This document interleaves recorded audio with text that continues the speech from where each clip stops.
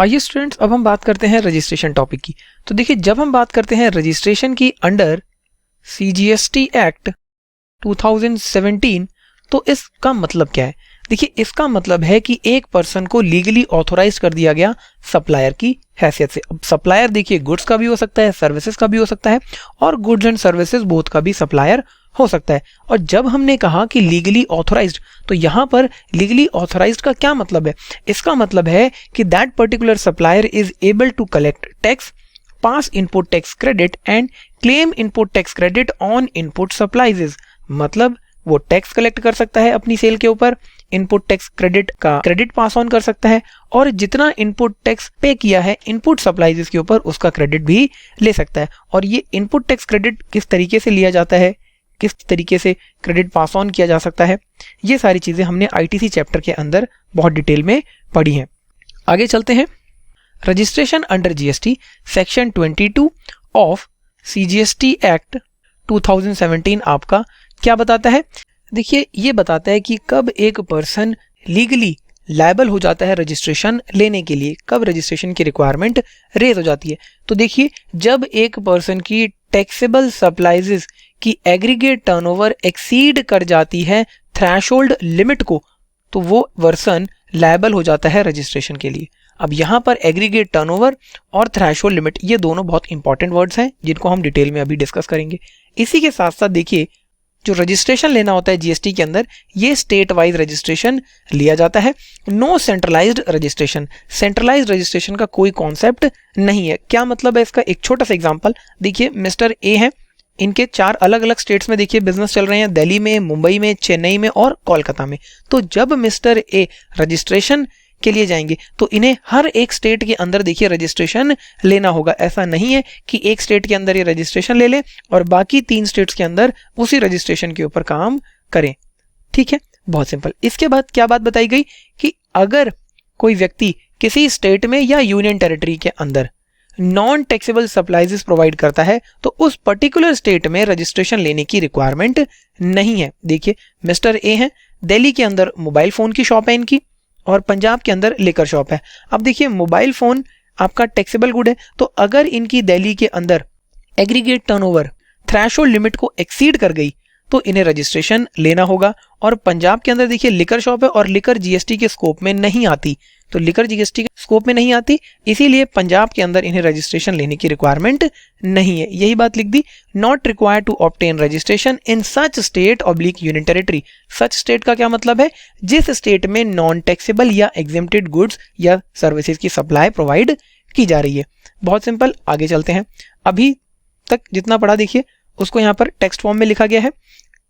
आप देखिए, नोट्स जो बनाएंगे वो हैंड रिटन नोट्स आपके इसी तरीके से बनेंगे। ये टेक्स्ट आपके पास ऑलरेडी अवेलेबल है। आइए रीड कर लेते हैं एक बार इसको। मीनिंग ऑफ रजिस्ट्रेशन, क्या मतलब है रजिस्ट्रेशन का? सर, रजिस्ट्रेशन लीगली ऑथोराइज करता है एक पर्सन को as a supplier, supplier goods का हो सकता है, सर्विसेज का हो सकता है, या बोथ का हो सकता है। इसके साथ साथ देखिए, ऑथोराइजेशन का क्या मतलब है? 3 बातें पढ़ी थी कि रजिस्टर्ड पर्सन कलेक्ट कर सकता है टैक्स, पास कर सकता है इनपुट टैक्स क्रेडिट, और जितना भी टैक्स पे किया गया है इनपुट सप्लाइजेस के ऊपर वो इनपुट टैक्स क्रेडिट की फॉर्म में ले सकता है। यही 3 बातें मेन थी। इसके बाद देखिए, registration under GST law section 22 of CGST act 2017 क्या बताता है? हर स्टेट के अंदर और यूनियन टेरिटरी में जहां पर आपकी टैक्सेबल सप्लाइजेस की एग्रीगेट टर्नओवर एक्सीड करती है थ्रेशोल्ड लिमिट को, आपको रजिस्ट्रेशन लेना रिक्वायर्ड है। स्टेट वाइज रजिस्ट्रेशन लेना होगा, सेंट्रलाइज रजिस्ट्रेशन का कोई कॉन्सेप्ट नहीं है। Very simple. नेक्स्ट पॉइंट क्या बताया? It means if he makes a non-taxable supply in a state oblique union territory, he is not required to obtain registration. जिस state में या यूनियन टेरिटरी में नॉन टैक्सेबल सप्लाइजेस प्रोवाइड कर रहे हैं आप, वहां पर रजिस्ट्रेशन लेने की रिक्वायरमेंट नहीं है। ये चीज हमने इस एग्जांपल से समझ ली थी। अब सर ठीक है, आपने बता दिया कि एग्रीगेट टर्नओवर अगर थ्रेशोल्ड लिमिट को एक्सीड कर जाती है तो रजिस्ट्रेशन लेना होगा, तो एग्रीगेट टर्नओवर क्या होती है ये चीज भी बताइए। तो ये रहा देखिए एग्रीगेट टर्नओवर का हमारा कॉन्सेप्ट। क्या कहता है एग्रीगेट टर्नओवर? देखिए, ऑल आउटवर्ड सप्लाइजेस, जितनी भी आउटवर्ड सप्लाइजेस दी गई हैं वो सारी आप एग्रीगेट टर्नओवर के अंदर लोगे। किस तरीके से? देखिए, सभी टैक्सेबल सप्लाइजेस आएंगी इसके अंदर। अब टैक्सेबल सप्लाइजेस आपकी इंटरस्टेट भी हो सकती हैं और इंट्रास्टेट भी हो सकती हैं।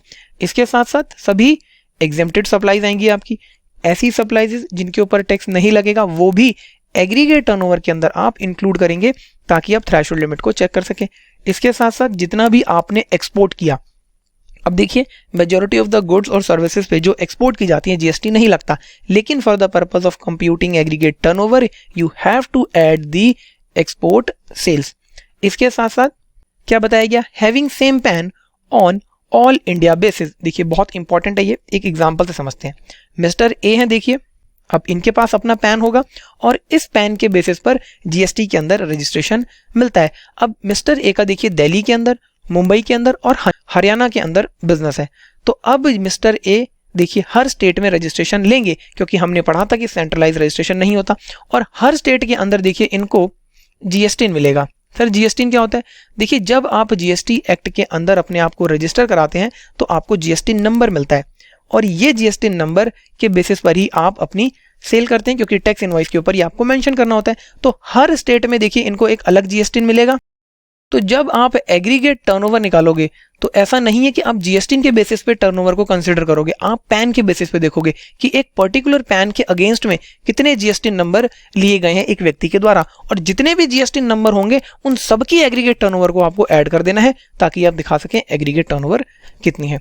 Very very simple. Next point क्या है, outward supplies taxable under reverse charge. अब देखिए एक एग्जांपल से समझते हैं। देखिए कंपनी है, कंपनी ने डायरेक्टर को सिटिंग फीस पे करी, डायरेक्टर ने यहाँ पर अपनी सर्विसेज प्रोवाइड की हैं कंपनी को, तो डायरेक्टर यहाँ पर क्या है, सप्लायर ऑफ सर्विस, और कंपनी क्या है, रिसिपिएंट ऑफ सर्विस। तो देखिए नॉर्मल केस की बात करें या फिर मैं कहूँ फॉरवर्ड चार्ज के अंदर क्या होता है कि जो सप्लायर होता है वो जीएसटी कलेक्ट करता है रिसिपिएंट से और गवर्नमेंट को पे कर देता है। लेकिन रिवर्स चार्ज में हमने क्या पढ़ा था, बिल्कुल सही, रिवर्स चार्ज के अंदर रिसिपिएंट की ये रिस्पॉन्सिबिलिटी होती है कि वो टैक्स कलेक्ट करे और गवर्नमेंट को डिपॉजिट करे। तो यहाँ पर अब कंपनी जब सिटिंग फीस पे कर रही होगी तो जीएसटी का पोर्शन वो गवर्नमेंट को डिपॉजिट करेगी।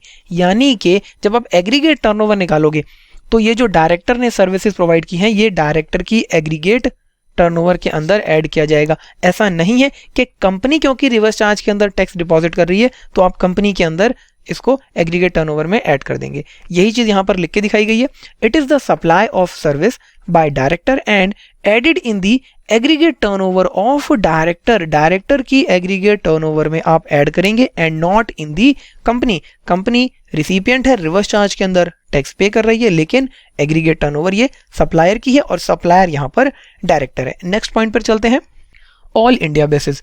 ऑलरेडी मैं आपको बता चुका हूं एग्रीगेट टर्नओवर आपको ऑल इंडिया बेसिस पर देखनी है। एग्जांपल दिया गया, डीलर हैं मिस्टर ए, 2 ऑफिसेज हैं इनके, एक दिल्ली के अंदर एक पटना के अंदर। तो जब आप एग्रीगेट टर्नओवर निकालोगे मिस्टर ए की तो दिल्ली वाले ऑफिस से कितनी टर्नओवर है, पटना वाले ऑफिस से कितनी टर्नओवर है, दोनों को ऐड कर दोगे। ये बात सच है कि दोनों ही स्टेट्स के अंदर, पटना बिहार में है तो बिहार में भी इनको रजिस्ट्रेशन लेना होगा, दिल्ली में भी रजिस्ट्रेशन लेना होगा, दोनों जगह पर इनको अलग अलग जीएसटी नंबर अलॉट किए जाएंगे गवर्नमेंट के द्वारा। लेकिन टर्नओवर हमें किस पे देखनी है, पैन के बेसिस पर, ठीक है, क्योंकि मिस्टर ए ने अपने पैन को सबमिट करके दोनों जीएसटी नंबर लिए होंगे। नेक्स्ट पॉइंट पर मूव करते हैं। देखिए यहां पर बताया गया कि मिस्टर पी हैं जो कि प्रिंसिपल है और इनके एजेंट है मिस्टर ए, और मिस्टर ए ने प्रिंसिपल के बिहाफ पर भी और अपने बिहाफ पर सेल करी। तो जब आप एजेंट के लिए एग्रीगेट टर्नओवर कंसिडर करोगे या कंप्यूट करोगे तो आपको दोनों सप्लाइजेस को कंसिडर करना है। देखिए both supplies shall form the aggregate turnover of mister A. ऐसा नहीं है कि प्रिंसिपल के बिहाफ पर जितनी इन्होंने सेल करी है वो कंसिडर नहीं की जाएगी, प्रिंसिपल के बिहाफ पर की गई सेल को भी आपको कंसिडर करना है। Very simple. नेक्स्ट पॉइंट पर चलते हैं। ये देखिए एग्जेम्प्ट सप्लाईज, क्या बता रहे हैं एग्जेम्प्ट सप्लाईज के बारे में, एग्जाम्पल से समझिए। मधुर ऑयल्स हैं पंजाब के अंदर, देखिए सप्लाई ऑफ मशीन ऑयल करते हैं और पेट्रोल की सप्लाई करते हैं। अब मशीन ऑयल देखिए आपकी टैक्सेबल सप्लाईज है और पेट्रोल आपका देखिए जीएसटी के स्कोप में नहीं आता, not leviable oblique taxable under GST. तो जब आप एग्रीगेट टर्नओवर निकालोगे मधुर ऑयल्स की तो आपको मशीन ऑयल की सप्लाईज और सप्लाई ऑफ पेट्रोल दोनों की टर्नओवर को कंसिडर करना है ताकि आप एग्रीगेट टर्नओवर देख सकें। अब देखिए अभी तक हमने देखा कि क्या क्या चीजें एग्रीगेट टर्नओवर के अंदर इंक्लूड होंगी।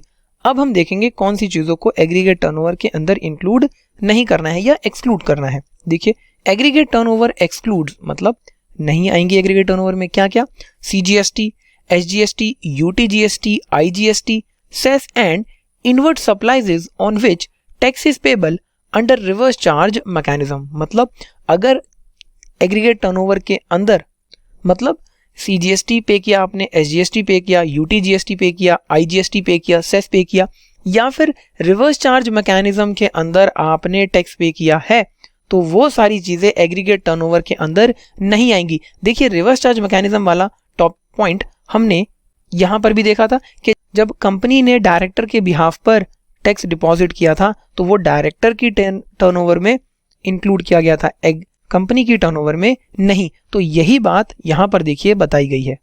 ठीक है, एग्जाम्पल से समझ लेते हैं। देखिए इंट्रास्टेट सप्लाई की गई गुड्स की 1 लाख रुपए की और जीएसटी का रेट 18% था, तो 9% से CGST, 9% से SGST, तो 9,000 रुपए का देखिए CGST और SGST बन गया। तो जब आप यहाँ पर एग्रीगेट टर्नओवर निकालोगे तो सिर्फ 1 लाख रुपीज को कंसिडर करोगे। ऐसा नहीं है कि आप 1 लाख प्लस 1,18,000 एग्रीगेट टर्नओवर में ऐड करोगे।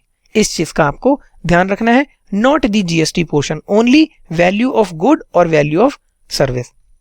Very simple. अब देखिए ये सारी चीजें आपको बिल्कुल इसी तरीके से नोट करनी है।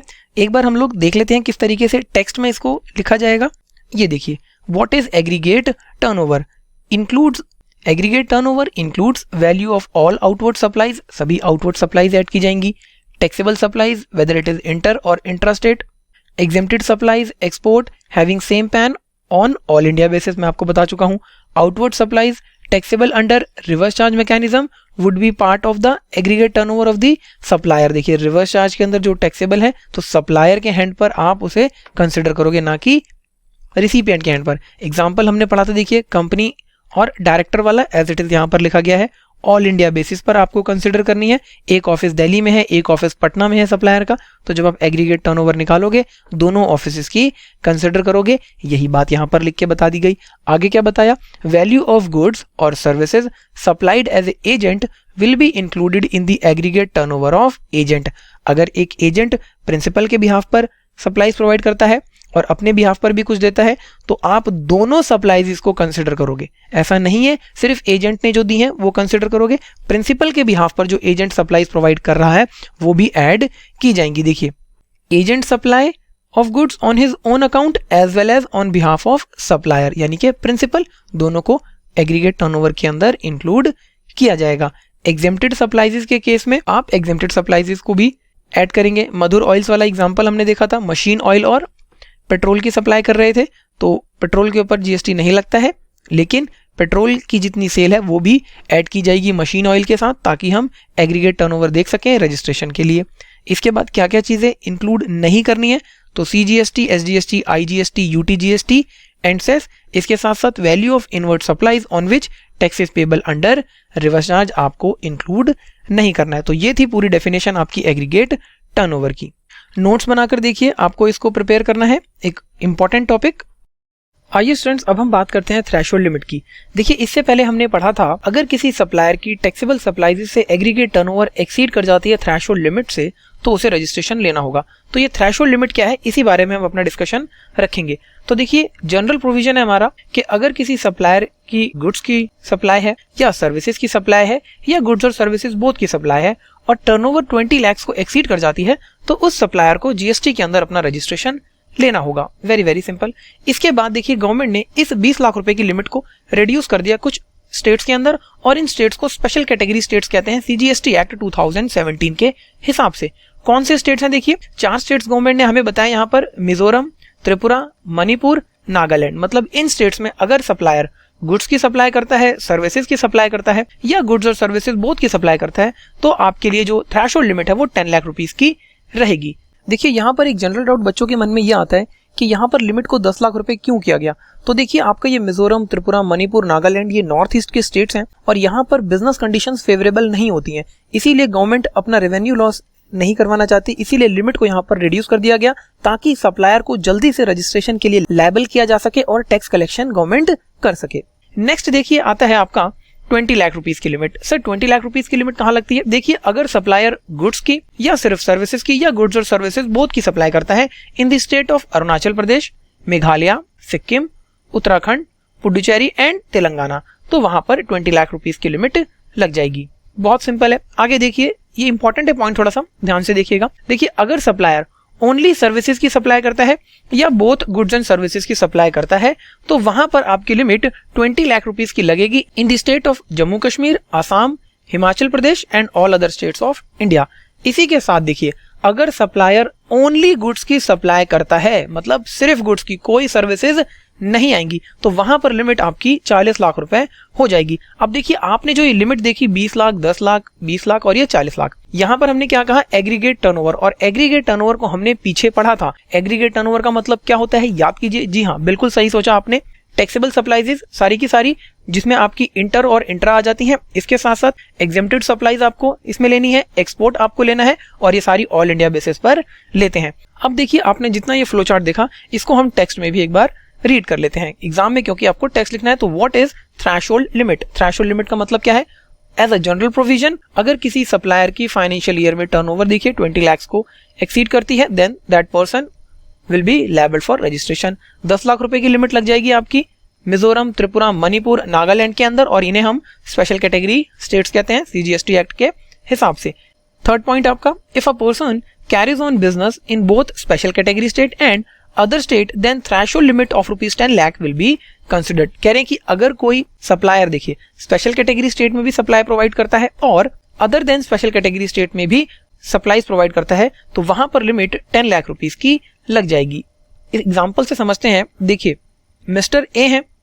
अब मिस्टर ए असम के अंदर अपनी सर्विसेज प्रोवाइड करते हैं और इसी के साथ साथ ये मणिपुर के अंदर भी सर्विसेज प्रोवाइड करते हैं। अब असम के अंदर देखिए, गुड्स एंड सर्विसेज के केस में लिमिट है आपकी 20 लाख और मणिपुर के अंदर कितनी है, 10 लाख। दोनों ही जगह टैक्सेबल सप्लाईज हैं। इसका मतलब यहां पर मिस्टर ए के लिए देखिए, जो थ्रेशोल्ड लिमिट आप देखेंगे वो 10 लाख रुपीज कंसिडर करेंगे। Very simple. नेक्स्ट पॉइंट है, देखिए ₹20 लाख की लिमिट लग जाती है in the state of Arunachal Pradesh, Meghalaya, Sikkim, Uttarakhand, Puducherry, Telangana.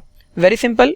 20 lakh की लिमिट लग जाएगी देखिए, अगर सप्लायर सिर्फ सर्विसेज की सप्लाई करता है या बोथ गुड्स एंड सर्विसेज की है, और 40 लाख रुपीस की लिमिट लग जाएगी अगर सप्लायर ओनली गुड्स की सप्लाई करता है। कहां पर देखिए, Jammu and Kashmir, Assam, Himachal Pradesh and all other states of India. बहुत ही सिंपल देखिए थ्रेशोल्ड लिमिट की आपकी ये कंडीशन, लेकिन बहुत important exam point of view से। आगे बात करते हैं। तो देखिए, कब आपकी 40 लाख रुपीस की लिमिट ये एप्लीकेबल नहीं होगी, मतलब यहां पर जो आपने ये मेरे साथ 40 लाख देखा। तो देखिए, गवर्नमेंट ने कहा कि अगर पर्सन एंगेज है in supply of ice cream, other edible ice, whether और not containing cocoa, pan masala, tobacco and manufactured tobacco substitutes, अगर इन स्पेसिफाइड गुड्स की सप्लाई में पर्सन एंगेज है तो वहां पर 40 लाख रुपीस की लिमिट नहीं लगेगी। और अगर 40 लाख रुपीस की लिमिट नहीं लगेगी तो कितनी लिमिट एप्लीकेबल हो जाती है? देखिए, 20 लाख जनरल प्रोविजन है हमारा, और स्पेशल कैटेगरी स्टेट्स में 10 लाख रुपीस की। इसी के साथ साथ देखिए, अगर कोई पर्सन कंपलसरी रजिस्ट्रेशन के लिए लायबल हो जाता है तो वहां पर भी आपकी ये लिमिट नहीं लगेगी। बहुत सिंपल। अब इसी चीज को टेक्स्ट में एक बार देख लेते हैं। ये देखिए, ₹40 lakh limit is not applicable if the person is engaged in supply of ice cream and other edible ice, whether और not containing cocoa, pan masala and all goods of tobacco and manufactured tobacco substitute. और जो पर्सन कंपलसरी रजिस्ट्रेशन के लिए liable हो जाता है वहां पर भी ये लिमिट नहीं लगेगी। अभी तक आपने जितना भी देखिए थ्रेशोल्ड लिमिट के बारे में पढ़ा, इसको एक एग्जांपल से हम लोग अब समझ लेते हैं। तो देखिए, फर्स्ट एग्जांपल आपका क्या कहता है, person engaged in supply of shoes in Assam. Assam में शूज की सप्लाई में एंगेज है पर्सन। तो देखिए, यहां पर आपने पढ़ा था कि अगर पर्सन आसाम के अंदर ओनली गुड्स की सप्लाई में आता है तो 40 लाख रुपीस की लिमिट लग जाएगी, और यहाँ पर सिर्फ शूज लिखा है, मतलब गुड्स का केस है, तो 40 लाख की लिमिट लग गई। इसके बाद person engaged in supply of पान मसाला इन आसाम। आसाम में पान मसाला की सप्लाई करता है, तो हमने पढ़ा था देखिए कि अगर ये स्पेसिफाइड गुड्स की सप्लाई की जाएगी तो 40 लाख की लिमिट नहीं लगेगी। आसाम में 40 लाख की लिमिट है, तो यहाँ पर 20 लाख की लिमिट लग जाएगी। नेक्स्ट पॉइंट देखिए, person engaged in supply of both goods and services in Assam. Assam में देखिए, पर्सन गुड्स की भी सप्लाई कर रहा है और सर्विसेज की भी सप्लाई कर रहा है। चार्ट देखिए, बोथ गुड्स एंड सर्विसेज के केस में 20 लाख की लिमिट थी, 20 लाख आपने लिख दिया। आगे क्या लिखा, person engaged in supply of toys इन तेलंगाना। तेलंगाना के अंदर टॉयज की सप्लाई की जा रही है। टॉयज आपके देखिए गुड्स हैं, और गुड्स के केस में तेलंगाना में लिमिट कितनी है? जी हाँ, 20 लाख रुपीस। देखिए, अलग से तेलंगाना को बताया गया है यहाँ पर 20 लाख की लिमिट के लिए। कंफ्यूज मत होइएगा कि गुड्स का केस है तो 40 लाख की लिमिट लग जाएगी। स्टेट्स के नाम आपको ये याद करने होंगे। तो देखिए यहाँ पर आपने 20 लाख मेंशन कर दिया। आगे देखिए next example, person engaged in supply of services in Telangana. Telangana के अंदर पर्सन सिर्फ सर्विसेज की सप्लाई कर रहा है, तो तेलंगाना में लिमिट आपकी 20 लाख रुपीस की है। Very simple. इसके बाद person engaged in supply of paper in Manipur. Manipur आपका देखिए स्पेशल कैटेगरी स्टेट है और वहां पर पेपर की सप्लाई की जा रही है, तो लिमिट 10 लाख रुपीस की हो जाएगी। इसके बाद person engaged in supply of services in Manipur. Manipur में सर्विसेज की सप्लाई कर रहा है पर्सन, तो 10 लाख रुपीस की limit. Reason be Manipur is a special category state. Next आपका example, person engaged in supply of readymade garments in Assam and Tripura. देखिए दो स्टेट्स के अंदर पर्सन रेडीमेड गारमेंट्स की सप्लाई कर रहा है। रेडीमेड गारमेंट्स गुड है आसाम में और त्रिपुरा में, और त्रिपुरा आपका स्पेशल कैटेगरी स्टेट है और आसाम आपका other than special category state है। यहाँ पर आप लोग चार्ट में देखिए मेरे साथ, ये देखिए आसाम में लिमिट सिर्फ गुड्स के केस में 40 लाख है, लेकिन त्रिपुरा आपका स्पेशल कैटेगरी स्टेट है और यहाँ पर 10 लाख की। और थर्ड पॉइंट हमने क्या पढ़ा था कि अगर पर्सन एंगेज्ड है टैक्सेबल गुड्स की या सर्विसेज की सप्लाई में स्पेशल कैटेगरी स्टेट में भी और other than special category state में, तो 10 लाख रुपीस की लिमिट कंसिडर की जाएगी। तो यहाँ पर ये 10 लाख रुपीस हो गया। इंपॉर्टेंट है देखिए आपका ये वाला एग्जाम्पल। चलिए अब हम कुछ अदर पॉइंट्स के ऊपर बात करते हैं। तो ये देखिए अदर पॉइंट्स में क्या बताया गया है, एग्जाम्पल से समझेंगे। सपोज एक सप्लायर है, 3 अलग अलग प्लेसेस पर देखिए ये अपनी सप्लाई प्रोवाइड कर रहे हैं, मुंबई के अंदर, दिल्ली के अंदर और कोलकाता के अंदर। मुंबई के अंदर टैक्सेबल सप्लाईज हैं, दिल्ली के अंदर सिर्फ एग्जेम्प्टेड सप्लाईज हैं और कोलकाता के अंदर भी टैक्सेबल सप्लाईज हैं। तो देखिए यहाँ पर ये जो हमारा सप्लायर है, जहां पर एग्जेम्प्टेड सप्लाईज प्रोवाइड कर रहे हैं वहां पर इन्हें रजिस्ट्रेशन लेने की रिक्वायरमेंट नहीं है, और जहां पर टैक्सेबल सप्लाईज हैं वहां पर इन्हें अपना रजिस्ट्रेशन लेना होगा।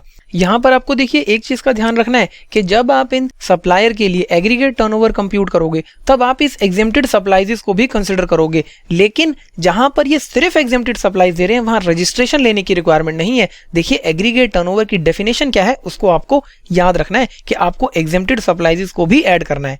ठीक है, आगे चलते हैं। नेक्स्ट पॉइंट में क्या बताया गया, एग्जांपल से इसको भी समझेंगे। एक सप्लायर है देखिए मुंबई के अंदर, शूज की सप्लाई करते हैं, शूज आपके टैक्सेबल गुड्स हैं, और इसी के साथ साथ नागालैंड में इनके पास एक लिकर की शॉप है। नागालैंड आपका स्पेशल कैटेगरी स्टेट है और लिकर के ऊपर देखिए जीएसटी नहीं लगता है, जीएसटी के स्कोप से ये बाहर है। मतलब क्या है कि अगर किसी स्पेशल कैटेगरी स्टेट में नॉन टैक्सेबल सप्लाईज या एग्जेम्प्टेड सप्लाईज प्रोवाइड कर रहा है सप्लायर, और other than special category state में टैक्सेबल सप्लाईज प्रोवाइड कर रहा है, तो जो सप्लायर के लिए रजिस्ट्रेशन की लिमिट है वो other than special category state वाली लग जाएगी। जैसे यहाँ पर मुंबई में आपकी गुड्स के केस में लिमिट लगेगी 40 लाख और यहाँ पर 10 लाख, तो सप्लायर को 40 लाख रुपीस की लिमिट को देखना है for the purpose of registration, so that आप उनकी एग्रीगेट टर्नओवर कंप्यूट कर सकें। नेक्स्ट पॉइंट आपका ट्रांसफर ऑफ बिजनेस का। देखिए अगर बिजनेस का ट्रांसफर हो रहा है, ओनरशिप चेंज हो जाती है। अब ये कई कारणों से हो सकती है, अमेलगमेशन हो गया, डीमर्जर हो गया, सक्सेशन हुआ, कोर्ट के ऑर्डर से किया जा रहा है, तो उस सिचुएशन में जो ट्रांसफरी है जिसके पास ओनरशिप आ रही है, जो नई कंपनी बन रही है, देखिए डीमर्जर या अमेलगमेशन के केस में जिस दिन ये ट्रांसफर होगा, और कंपनीज के केस में जिस दिन सर्टिफिकेट ऑफ इनकॉर्पोरेशन रजिस्ट्रार के द्वारा इशू किया जाएगा, उस दिन ट्रांसफरी लायबल हो जाएगा रजिस्ट्रेशन के लिए। जैसे देखिए XYZ प्रोप्राइटरशिप है, ये कन्वर्ट होके कंपनी में फॉर्म हो गई XYZ लिमिटेड, तो यहाँ पर देखिए company is liable for registration from the date certification of incorporation is issued by the registrar. Very simple. चलिए अब इसको टेक्स्ट में भी हम एक बार देख लेते हैं। अदर पॉइंट्स का देखिए, supplier not required registration state और यूनियन टेरिटरी में जहां वो एग्जेम्प्टेड सप्लाईज या नॉन टैक्सेबल सप्लाईज प्रोवाइड कर रहे हैं। इसके बाद थ्रेशोल्ड लिमिट के बारे में बताया गया, देखिए कि अगर आप स्पेशल कैटेगरी स्टेट में एग्जेम्प्टेड या फिर नॉन टैक्सेबल सप्लाईज प्रोवाइड कर रहे हैं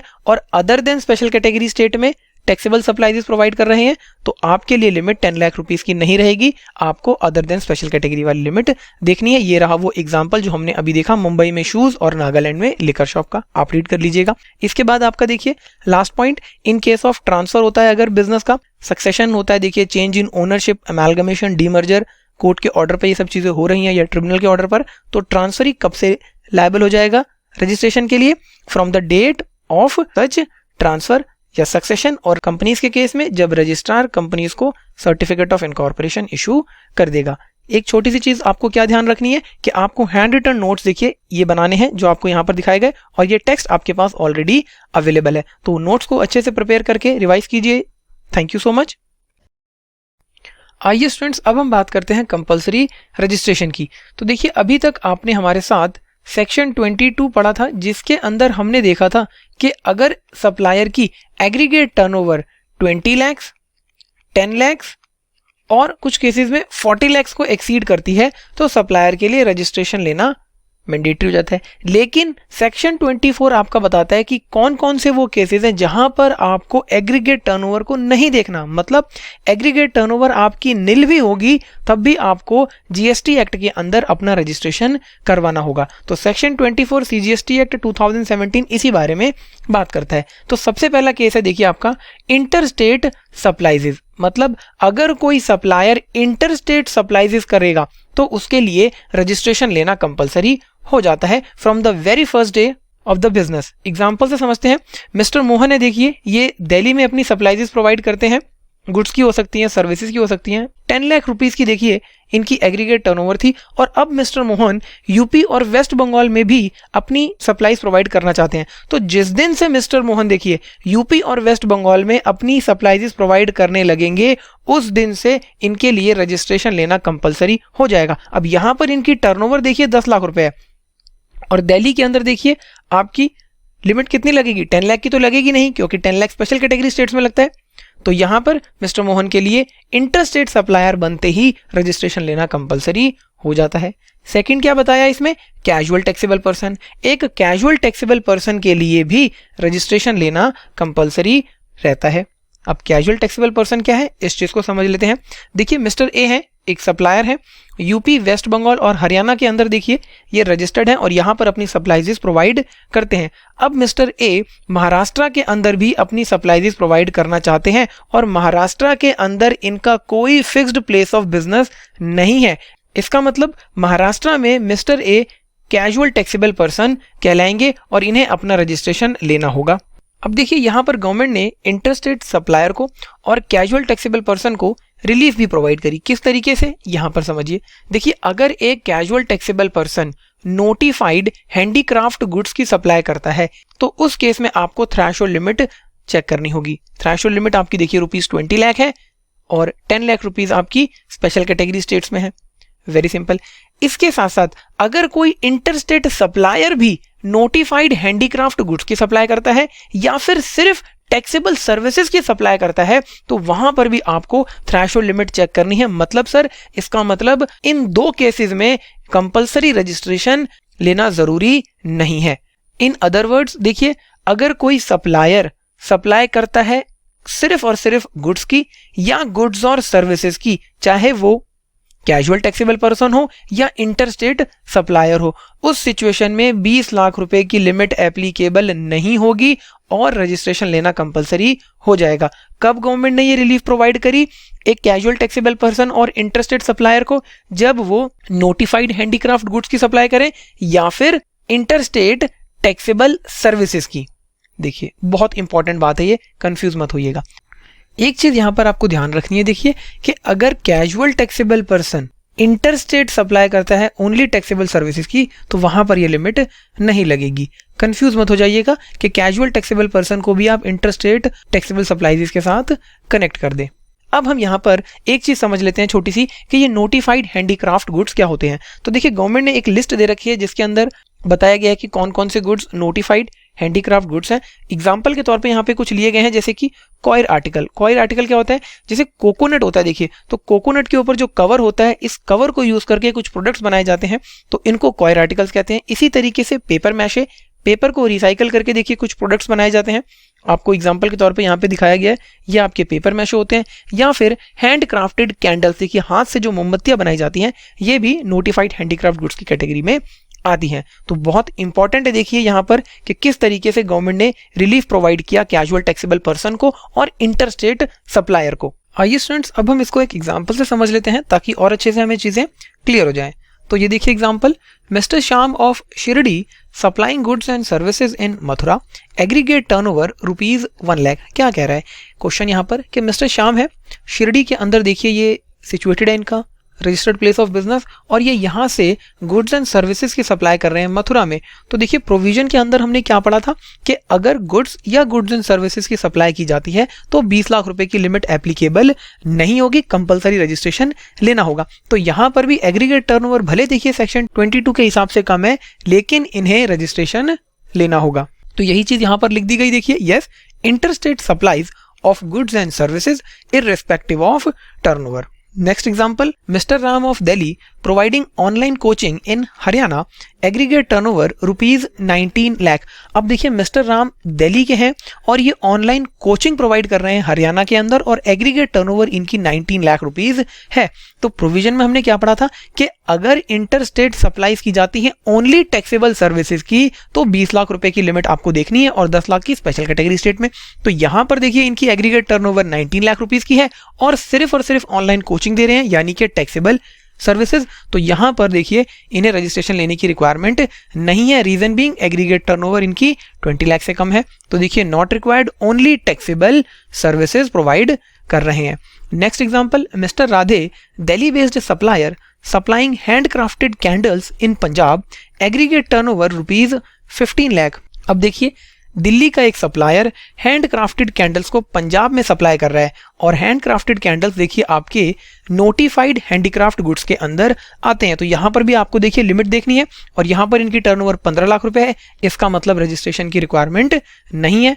not required, threshold limit does not exceed rupees 20 lakh, very simple, 15 lakh थी। नेक्स्ट एग्जांपल देखिए, mister x a casual taxable person in Mumbai supplying coir articles in Goa, aggregate turnover rupees 25 lakh. अब आप समझिए यहाँ पर एक बात, कॉयर आर्टिकल्स देखिए हमने यहाँ पर पढ़ा था कि नोटिफाइड हैंडीक्राफ्ट गुड्स हैं और यहाँ पर आपको लिमिट देखनी होगी 20 लाख की। तो यहाँ पर मिस्टर एक्स की देखिए टर्नओवर कितनी है, 25 लाख रुपए की। ऑल्दो ये नोटिफाइड हैंडीक्राफ्ट गुड्स की सप्लाई कर रहे हैं लेकिन इनकी एग्रीगेट टर्नओवर 20 लाख से ज्यादा है, इसीलिए इनके लिए भी रजिस्ट्रेशन लेना कंपलसरी हो जाता है। Yes, interstate supplies of notified handicraft goods turnover exceed rupees 20 lakh, इनकी टर्नओवर 20 लाख से ज्यादा है, इसीलिए इन्हें रजिस्ट्रेशन लेना कंपलसरी हो जाता है।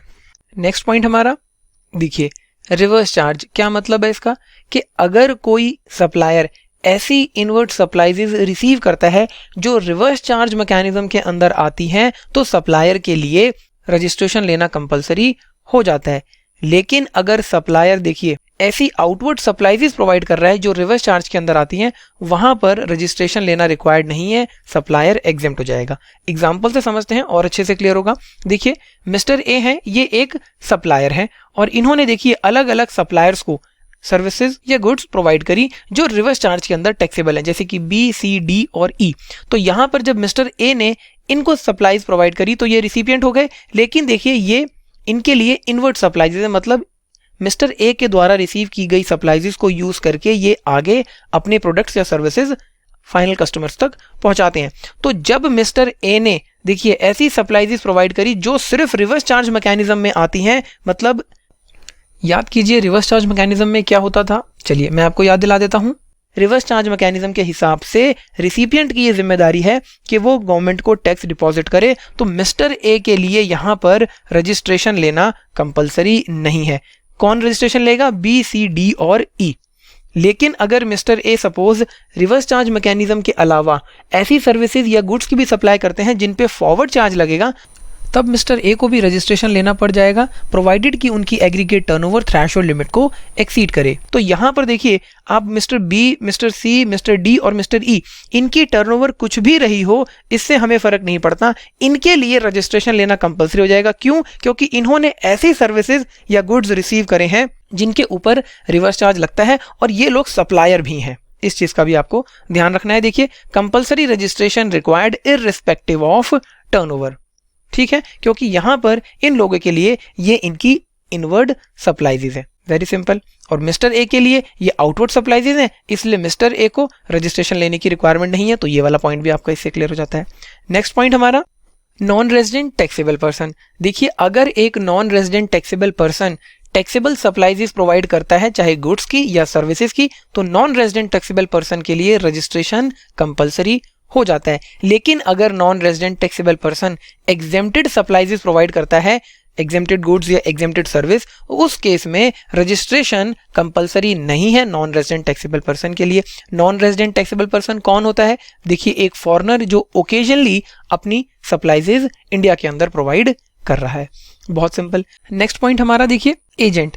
एजेंट्स के लिए भी रजिस्ट्रेशन लेना कंपलसरी हो जाता है, क्योंकि एजेंट देखिए प्रिंसिपल के बिहाफ पर आगे डील करते हैं। तो एजेंट जितनी भी सप्लाईज प्रोवाइड कर रहा है, चाहे वो गुड्स की हैं या सर्विसेज की हैं या गुड्स और सर्विसेज बोथ की हैं, उसके लिए रजिस्ट्रेशन लेना कंपलसरी हो जाता है। इसके बाद देखिए लास्ट पॉइंट है, such other person as may be notified by the council. Council का मतलब यहाँ पर central board of indirect taxes and custom की काउंसिल से किया जा रहा है। तो काउंसिल ने देखिए अपने पास ये पावर होल्ड कर रखी है कि वो किसी पर्सन को नोटिफाई करके कंपलसरी रजिस्ट्रेशन के क्राइटेरिया के अंदर ला सकती है। अभी तक देखिए आपने जितना पढ़ा, अब हम इसका टेक्स्ट भी रीड कर लेते हैं। तो ये देखिए, compulsory registration in certain cases, section 24 of CGST act 2017। तो इंटरस्टेट सप्लाईज के केस में रजिस्ट्रेशन लेना कंपलसरी हो जाता है। और जब मैं बात कर रहा हूं कंपलसरी रजिस्ट्रेशन की, मतलब एग्रीगेट टर्नओवर को नहीं देखना है। इसके बाद कैजुअल टैक्सेबल पर्सन के लिए भी रजिस्ट्रेशन लेना कंपलसरी है। देखिए, और कैजुअल टैक्सेबल पर्सन कौन है? Supplier who has registered business in some state in India, कुछ स्टेट्स में रजिस्टर्ड प्लेस ऑफ बिजनेस है, but to effect supplies some other states in which he is not having any fixed place of business। ऐसे state के अंदर supplies provide करना चाहते हैं जहां पर उनका कोई फिक्स्ड प्लेस ऑफ बिजनेस नहीं है। Such person need to register in the state from where he seeks to supply as a casual taxable person. जिस स्टेट में उनका रजिस्टर्ड प्लेस ऑफ बिजनेस नहीं है, वहां के लिए वो पर्सन कैजुअल टैक्सेबल पर्सन कहलाएगा। अब कैजुअल टैक्सेबल पर्सन और इंटरस्टेट सप्लाईज के लिए गवर्नमेंट ने कुछ रिलीफ दी। क्या रिलीफ दी थी? कि अगर आप नोटिफाइड हैंडीक्राफ्ट गुड्स की सप्लाई करते हैं, चाहे कैजुअल टैक्सेबल पर्सन हो, चाहे इंटरस्टेट सप्लायर, या फिर इंटरस्टेट सप्लाई करते हैं ओनली टैक्सेबल सर्विसेज की, तो वहां पर आपको लिमिट चेक करने की जरूरत है। मतलब कंपलसरी रजिस्ट्रेशन नहीं लगेगा। रजिस्ट्रेशन तभी किया जाएगा जब आपकी एग्रीगेट टर्नओवर थ्रेशोल्ड लिमिट को एक्सीड करेगी। इसका क्या मतलब निकलता है? इसका मतलब ये निकलता है कि अगर इंटरस्टेट सप्लायर या कैजुअल टैक्सेबल पर्सन देखिए सिर्फ गुड्स की सप्लाई करते हैं या गुड्स और सर्विसेज दोनों की सप्लाई करते हैं, तो उस सिचुएशन में उन्हें कंपलसरी रजिस्ट्रेशन लेना होगा और 20 लाख रुपए की थ्रेशोल्ड लिमिट एप्लीकेबल नहीं होगी। बहुत इंपॉर्टेंट पॉइंट है, देखिए आपका, इस चीज को ध्यान से देखिएगा। आगे चलते हैं। Person who are required to pay tax under reverse charge. Reverse charge के अंदर टैक्स पे करना है पर्सन को ऑन इनवर्ड सप्लाईज, मतलब अपनी इनवर्ड सप्लाईज पर। तो ऐसे पर्सन को भी रजिस्ट्रेशन लेना कंपलसरी है। इसी के साथ साथ अगर देखिए पर्सन एंगेज है आउटवर्ड सप्लाईज में जिनके ऊपर रिवर्स चार्ज लगेगा, तो उस पर्सन के लिए रजिस्ट्रेशन रिक्वायर्ड नहीं है। ठीक है। नेक्स्ट पॉइंट आपका नॉन रेजिडेंट टैक्सेबल पर्सन। एक नॉन रेजिडेंट टैक्सेबल पर्सन देखिए कौन होता है? एक फॉरेनर जो ओकेजनली अपनी सप्लाईज प्रोवाइड करता है इंडिया के अंदर। तो अगर वो टैक्सेबल सप्लाईज प्रोवाइड कर रहा है तो रजिस्ट्रेशन लेगा। देखिए, और अगर एग्जेम्प्टेड सप्लाईज हैं तो रजिस्ट्रेशन लेने की जरूरत नहीं है। Very simple. नेक्स्ट पॉइंट क्या था? देखिए आपका person who makes supply of goods और सर्विसेज और बोथ एज एजेंट। एजेंट की कैपेसिटी में अगर कोई व्यक्ति गुड्स की, सर्विसेज की या बोथ की सप्लाईज प्रोवाइड करता है तो उसके लिए भी रजिस्ट्रेशन लेना कंपलसरी है। लास्ट पॉइंट हमारा सच अदर पर्सन्स एज में B notified by the council. तो देखिए काउंसिल ने अपने पास ये पावर अपहोल्ड करके रखी हुई है कि वो नोटिफिकेशन के द्वारा पर्सन्स को कंपलसरी रजिस्ट्रेशन के लिए बाउंड कर सकती है। तो ये था देखिए आपका कंपलसरी रजिस्ट्रेशन का टॉपिक। नोट्स बनाकर इसको प्रिपेयर कीजिए। Thank you so much. आइए स्टूडेंट्स, अब हम कुछ अदर पॉइंट्स के ऊपर बात करते हैं कंपलसरी रजिस्ट्रेशन से जुड़े हुए हैं जो कि हमारे। तो देखिए यहाँ पर जितने पॉइंट्स हम डिस्कस करेंगे ये आपके हायर लेवल पर बहुत डिटेल में डिस्कस किए जाते हैं। यहाँ पर हम सिर्फ इनका ओवरव्यू लेंगे रजिस्ट्रेशन पर्पस से। तो देखिए जितने भी इलेक्ट्रॉनिक कॉमर्स ऑपरेटर हैं उनके लिए रजिस्ट्रेशन लेना कंपलसरी हो जाता है जब वो अपनी सर्विसेज प्रोवाइड करेंगे। जैसे कि देखिए अमेजॉन हो गया, फ्लिपकार्ट हो गया, ये आपके ई कॉमर्स ऑपरेटर हैं, तो इनके लिए रजिस्ट्रेशन लेना कंपलसरी हो जाता है। इसी के साथ साथ देखिए अगर कोई सप्लायर ई कॉमर्स वेबसाइट से अपनी गुड्स की या सर्विसेज की या गुड्स और सर्विसेज बोथ की सप्लाई प्रोवाइड करता है तो उस पर्टिकुलर सप्लायर के लिए भी रजिस्ट्रेशन लेना कंपलसरी हो जाता है CGST एक्ट के अंदर। इसी के साथ साथ देखिए यहाँ पर एक छोटा सा ट्विस्ट है, और ट्विस्ट क्या है कि अगर सपोज कोई सप्लायर ई कॉमर्स ऑपरेटर की मदद से सिर्फ और सिर्फ टैक्सेबल सर्विसेज की सप्लाई करता है तो उस पर्टिकुलर सिचुएशन में आपको 20 लाख रुपीस की लिमिट चेक करनी है और स्पेशल कैटेगरी स्टेट में 10 लाख रुपीस की चेक करनी है। मतलब अगर एक सप्लायर सिर्फ टैक्सेबल सर्विसेज की सप्लाई करता है तो रजिस्ट्रेशन कब कंपलसरी होगा, जब आपकी एग्रीगेट टर्नओवर 20 लाख रुपीस को एक्सीड करेगी और स्पेशल कैटेगरी स्टेट के अंदर 10 लाख को। लेकिन ये कब है, सिर्फ टैक्सेबल सर्विसेज के केस में। इसी से रिलेटेड देखिए नोट हमने यहाँ पर दे दिया है क्या, in case of supplier providing taxable goods, अगर कोई सप्लायर टैक्सेबल गुड्स की सप्लाई कर रहा है या फिर गुड्स एंड सर्विसेज बोथ की सप्लाई कर रहा है through e commerce operator, then threshold limit is not applicable. उस सिचुएशन में थ्रेशोल्ड लिमिट आपको नहीं देखनी है। कब, अगर गुड्स की सप्लाई की जा रही है या फिर गुड्स और सर्विसेज बोथ की सप्लाई की जा रही है। आगे चलते हैं, person liable to deduct TDS. देखिए ऐसे व्यक्ति जो लायबल है टीडीएस डिडक्ट करने के लिए under section 51 of CGST act 2017। देखिए सेक्शन 51 के अंदर सीजीएसटी एक्ट 2017 हमें बताता है कि टीडीएस डिडक्ट किया जाएगा। तो जिन व्यक्तियों को टीडीएस डिडक्ट करना है उनके लिए भी कंपलसरी रजिस्ट्रेशन रिक्वायर है और यहाँ पर थ्रेशोल्ड लिमिट आपकी जो 20 लाख रुपीस की है और 10 लाख रुपीस की स्पेशल कैटेगरी स्टेट वाली वो एप्लीकेबल नहीं है। अब देखिए सेक्शन 51 क्या है, ये भी आपका एडवांस लेवल पर डिस्कस किया गया है। नेक्स्ट आपका आता है इनपुट सर्विस डिस्ट्रीब्यूटर्स। जितने भी इनपुट सर्विस डिस्ट्रीब्यूटर्स हैं इनके लिए भी रजिस्ट्रेशन लेना कंपलसरी हो जाता है। सर इनपुट सर्विस डिस्ट्रीब्यूटर क्या होते हैं, तो एक एग्जाम्पल की मदद से हम इनको समझ लेते हैं। देखिए एक कंपनी है XYZ लिमिटेड, ये सप्लायर है सर्विसेज के और दिल्ली में इनका रजिस्ट्रेशन हो रखा है, रजिस्टर्ड ऑफिस है। इसी के साथ साथ देखिए अलग अलग स्टेट्स में इनकी ब्रांचेस हैं, जैसे कि branch A, branch B, branch C, branch D. और ब्रांच ए मुंबई में, ये हरियाणा में, ये बैंगलोर में और ये कोलकाता में। और क्योंकि देखिए ये अलग अलग स्टेट्स में है तो हर ब्रांच ने अपना रजिस्ट्रेशन ले रखा है और इनको सेपरेट जीएसटी मिला हुआ है। जीएसटी नंबर होता है ये आपका। और अब इस कंपनी ने देखिए सॉफ्टवेयर लिया और इस सॉफ्टवेयर के लिए ये एनुअल मेंटेनेंस फीस पे कर रहे हैं जिस कंपनी से इन्होंने सॉफ्टवेयर लिया। और इस सॉफ्टवेयर को देखिए XYZ लिमिटेड जो दिल्ली के अंदर है ये भी यूज करती है और साथ ही साथ इनकी जितनी भी ब्रांचेस हैं अलग अलग स्टेट्स के अंदर ये भी यूज करती हैं। तो जब यहाँ पर देखिए XYZ लिमिटेड इस सॉफ्टवेयर की एनुअल मेंटेनेंस एक्सपेंसेस पे करेगी तो इसके ऊपर जीएसटी भी चार्ज किया जाएगा जो कि कंपनी पे करेगी सप्लायर को। तो अब यहाँ पर आप एक बात समझिए, जितना भी जीएसटी का पोर्शन कंपनी पे करेगी वो इन्हें आईटीसी की फॉर्म में मिल जाएगा। तो ऐसा नहीं है कि सारा का सारा आईटीसी ये दिल्ली वाला ऑफिस अवेल करेगा। यहाँ पर कुछ प्रोपोर्शन आईटीसी का देखिए ब्रांच ए के पास जाएगा, ब्रांच बी के पास जाएगा, कुछ ब्रांच सी के पास और कुछ ब्रांच डी के पास। तो जब कंपनी ये इस आईटीसी को देखिए अपनी अलग अलग ब्रांचेस को अपोर्शन करेगी तो उस सिचुएशन में इसे इनपुट सर्विस डिस्ट्रीब्यूटर कहा जाएगा। अब इनपुट सर्विस डिस्ट्रीब्यूटर क्या होता है, ये किस तरीके से आईटीसी का अपोर्शनमेंट होगा, ये सारी चीजें भी आप एडवांस लेवल पर पढ़ेंगे। हमें क्या समझना है कि इनपुट सर्विस डिस्ट्रीब्यूटर के लिए रजिस्ट्रेशन लेना कंपलसरी हो जाता है। आगे बात करते हैं online information database access and retrieval services. देखिए OIDAR कहा जाता है।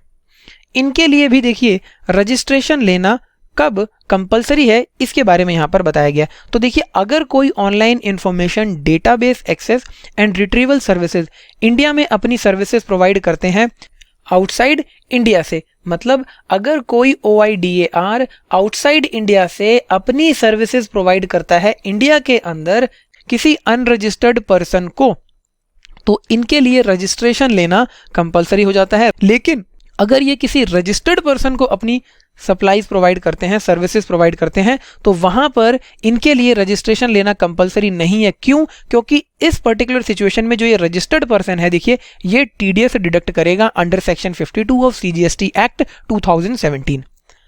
तो आपको क्या समझना है कि अगर कोई OIDAR अनरजिस्टर्ड पर्सन को इंडिया के अंदर सर्विसेज प्रोवाइड कर रहा है तो उसके लिए रजिस्ट्रेशन लेना कंपलसरी है। अब OIDAR जिसको हम कहते हैं online information database access and retrieval services, ये होता क्या है? तो देखिए Netflix, Disney plus, Hotstar, Google drive, Amazon prime videos, ये आपके एग्जांपल्स हैं OIDAR के। अब हम इसको पढ़ भी लेते हैं एक बार। देखिए OIDAR is a category of services provided through the medium of internet and received by the recipient online without having any physical interference with the supplier of such services। देखिए यहाँ पर सप्लायर ऑनलाइन इंटरनेट की मदद से आपको services provide करता है और रिसिपिएंट ऑनलाइन ही सर्विसेज को रिसीव कर लेता है। फिजिकल इंटरफेस यहाँ पर सप्लायर और रिसिपिएंट का नहीं होता। एग्जांपल दिया गया जैसे downloading an e book online for payment would be amount to receipt of OIDR service by the customer downloading the ebook and making payment। Customer को ऑनलाइन ई बुक मिल गई, उसने पेमेंट कर दी, सप्लायर और रिसिपिएंट का यहाँ पर कोई भी फिजिकल इंटरफेस नहीं हुआ। तो ये एग्जांपल है OIDR के, वेरी सिंपल। इसके बाद देखिए ऐसे पर्सन्स जो रिक्वायर्ड हैं to pay tax under section 9 subsection 5। देखिए सेक्शन 9 सबसेक्शन 5 आपका रिवर्स चार्ज मैकेनिज्म के ऊपर बात करता है और इसके अंदर हमें यह बात बताई गई है कि अगर कोई ई कॉमर्स ऑपरेटर है जिसका इंडिया के अंदर कोई फिजिकल प्रेजेंस नहीं है, कोई फिजिकल ऑफिस नहीं है, तो ऐसे ई कॉमर्स ऑपरेटर को इंडिया के अंदर अपना एक रिप्रेजेंटेटिव पर्सन अपॉइंट करना होगा जो इनके बिहाफ पर टैक्स कलेक्ट करेगा और गवर्नमेंट को डिपॉजिट करेगा। तो जिस व्यक्ति को ये अपॉइंट कर रहे हैं उसके लिए कंपलसरी हो जाता है यहाँ पर रजिस्ट्रेशन लेना। Very very simple. अभी तक देखिए आपने जितनी भी बातें यहाँ पर चार्ट में पढ़ी, अब इनको हम टेक्स्ट फॉर्म में रीड कर लेते हैं। ये देखिए अदर पॉइंट्स, ई कॉमर्स ऑपरेटर के लिए रजिस्ट्रेशन लेना कंपलसरी है। इसके साथ साथ अगर कोई पर्सन ई कॉमर्स ऑपरेटर की मदद से गुड्स की, सर्विसेज की या गुड्स और सर्विसेज बोथ की सप्लाई करता है तो उसके लिए रजिस्ट्रेशन कंपलसरी है। लेकिन अगर कोई सिर्फ टैक्सेबल सर्विसेज की सप्लाई करता है ई कॉमर्स ऑपरेटर की मदद से तो 20 लाख रुपीस की लिमिट लग जाएगी और स्पेशल कैटेगरी स्टेट में 10 लाख रुपीस की रजिस्ट्रेशन के लिए। इसी के साथ देखिए person who are required to deduct TDS under section 51, जिनको टीडीएस काटना है उनके लिए रजिस्ट्रेशन कंपलसरी है। 20 लाख रुपीस की थ्रेशोल्ड लिमिट यहाँ पर अवेलेबल नहीं है। Very simple. Input service distributors के लिए रजिस्ट्रेशन लेना कंपलसरी है। नेक्स्ट पॉइंट हमारा, अगर देखिए कोई पर्सन सप्लाई करता है OIDR सर्विसेज आउटसाइड इंडिया से अनरजिस्टर्ड पर्सन को तो OIDR के लिए रजिस्ट्रेशन लेना कंपलसरी है। अदर देन रजिस्टर्ड पर्सन, देखिए क्लियरली लिखा हुआ है, मतलब रजिस्टर्ड पर्सन को सप्लाई की जाती है तो रजिस्ट्रेशन कंपलसरी नहीं है। इसी के साथ साथ person who are required to pay tax under section 9 subsection 5, यहां पर आप लोगों ने अभी अभी देखा, इनके लिए भी कंपलसरी रजिस्ट्रेशन रिक्वायर्ड है। तो ये था देखिए आपका कंपलसरी रजिस्ट्रेशन का पूरा टॉपिक। इसको बहुत अच्छे से प्रिपेयर कीजिए। Thank you so much.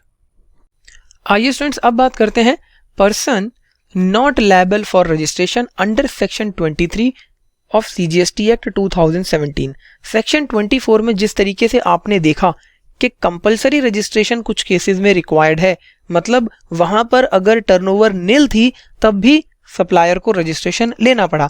उसी तरीके से अगर देखिए यहां पर सप्लायर की टर्नओवर थ्रेशोल्ड लिमिट को एक्सीड भी कर जाए तब भी सप्लायर को रजिस्ट्रेशन लेने की रिक्वायरमेंट नहीं आती है। ये चीज बताता है आपका सेक्शन 23। तो देखिए अगर कोई supplier non taxable supplies provide करता है या एग्जेम्प्टेड सप्लाईज प्रोवाइड करता है, चाहे गुड्स की चाहे सर्विसेज की या गुड्स और सर्विसेज बोथ की, तो ऐसे सप्लायर को रजिस्ट्रेशन लेने की रिक्वायरमेंट नहीं है। इसके बाद देखिए एग्रीकल्चरिस्ट। एग्रीकल्चरिस्ट आपका सिर्फ और सिर्फ इंडिविजुअल और HUF हो सकते हैं।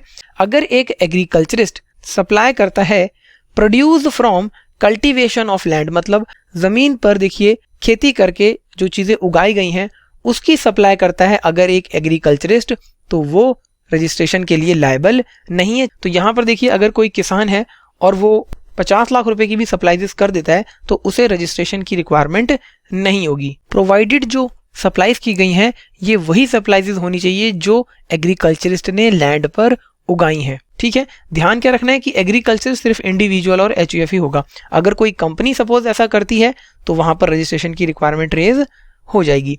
अब देखिए इसके बाद थर्ड पॉइंट है आपका specified categories of person as notified by the government. Government ने देखिए कुछ पर्सन्स को नोटिफाई कर रखा है तो उन्हीं को समझते हैं।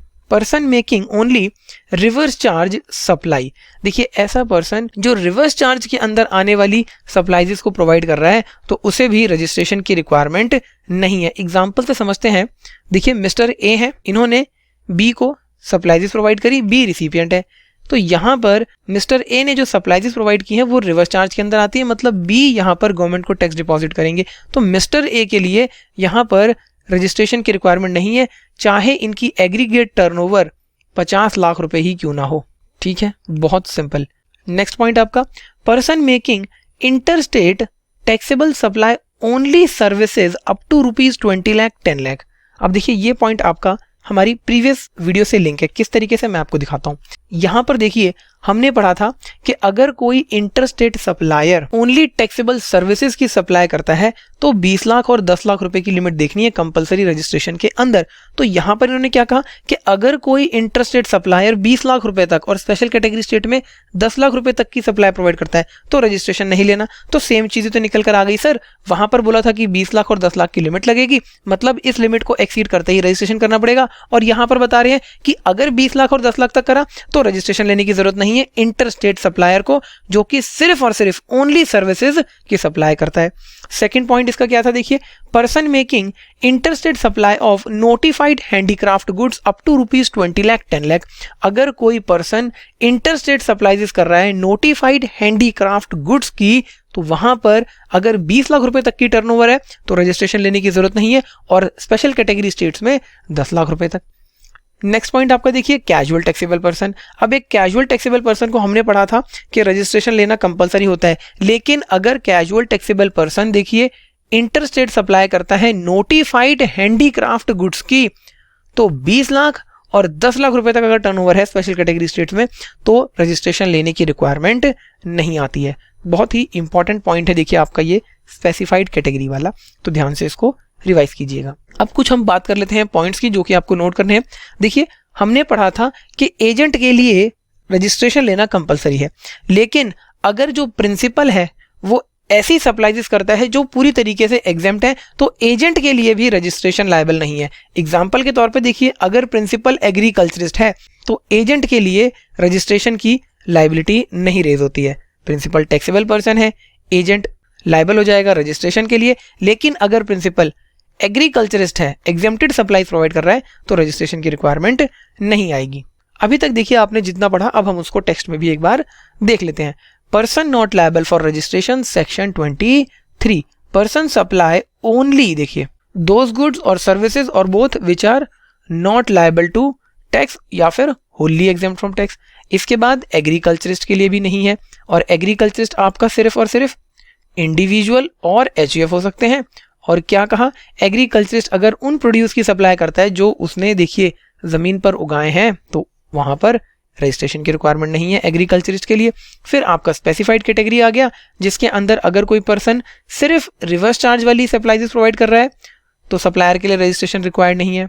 अगर कोई इंटरस्टेट सप्लायर सिर्फ और सिर्फ टैक्सेबल सर्विसेज सप्लाई कर रहा है तो 20 लाख रुपए तक, और स्पेशल कैटेगरी स्टेट में 10 लाख रुपए तक रजिस्ट्रेशन लेने की रिक्वायरमेंट नहीं है। अगर कोई interstate supplier notified handicraft goods की सप्लाई कर रहा है तो सेम 20 लाख और 10 लाख रुपए तक स्पेशल कैटेगरी स्टेट में रजिस्ट्रेशन की रिक्वायरमेंट नहीं है। कैजुअल टैक्सेबल पर्सन अगर देखिए इंटरस्टेट सप्लाईज प्रोवाइड कर रहा है नोटिफाइड हैंडीक्राफ्ट गुड्स की, तो वहां पर भी 20 लाख और 10 लाख की लिमिट लगेगी। मतलब टर्नओवर अगर आपकी 20 लाख या 10 लाख तक है तो रजिस्ट्रेशन की रिक्वायरमेंट नहीं रेज होगी। अब एक छोटा सा पॉइंट देखिए जो आपको नोट करना है, एजेंट और प्रिंसिपल वाला। Agent are liable to be registered under this act only if principal is taxable person and supplies is made by agent are taxable. देखिए अगर प्रिंसिपल टैक्सेबल पर्सन है और जो सप्लाईज प्रोवाइड की जा रही है एजेंट के द्वारा वो टैक्सेबल है, तभी एजेंट के लिए रजिस्ट्रेशन रिक्वायर्ड है। इसी तरीके से अगर प्रिंसिपल देखिए एग्रीकल्चरिस्ट है, मतलब ऐसी सप्लाईज प्रोवाइड करता है प्रिंसिपल जो कि टैक्सेबल नहीं है या होली एग्जेम्प्ट है, तो उस सिचुएशन में एजेंट के लिए भी रजिस्ट्रेशन कंपलसरी नहीं हो जाता। Very very simple. अभी तक देखिए आपने जितना पढ़ा, अब हम इसको एक एग्जाम्पल की मदद से समझ लेते हैं ताकि और अच्छे से ये हमें रिवाइज हो जाए। तो देखिए एग्जाम्पल, फर्स्ट एग्जाम्पल हमारा, person engaged in supply of petrol इन पंजाब। देखिए पंजाब के अंदर एक पर्सन पेट्रोल की सप्लाई कर रहा है, तो पेट्रोल आपका देखिए जीएसटी एक्ट के अंदर नहीं आता, तो इसीलिए ये नॉन टैक्सेबल सप्लाई है, तो रजिस्ट्रेशन की रिक्वायरमेंट नहीं है। देखिए no, petrol is non taxable in GST. Next point, charitable trust registered under section 12AA of income tax act engaged in supply of charitable activities. एक चैरिटेबल ट्रस्ट जो कि section 12AA के अंदर registered है income tax के, और वो charitable activities के लिए सप्लाई कर रही है। तो देखिए एग्जेम्प्टेड सप्लाईज हो गई, और हमने देखिए एग्जेम्पशन चैप्टर में भी पढ़ा था कि 12AA के अंदर रजिस्टर्ड जो ट्रस्ट है अगर वो चैरिटेबल एक्टिविटीज में सप्लाई प्रोवाइड करती हैं तो उनके ऊपर जीएसटी नहीं लगेगा, एग्जेम्प्ट होगा, तो यहाँ पर इनके ऊपर रजिस्ट्रेशन की लायबिलिटी नहीं आएगी। नो सर्विसेज आर एग्जेम्प्ट, ये हो गया आपका रीजन। नेक्स्ट आपका Ram engaged in cultivation of wheat in his field in the state of Punjab. कह रहे राम है कल्टीवेशन ऑफ व्हीट, अपने देखिए जमीन के ऊपर ये गेहूं उगा रहे हैं पंजाब के अंदर, तो बताइए क्या इनके लिए रजिस्ट्रेशन मैंडेटरी है?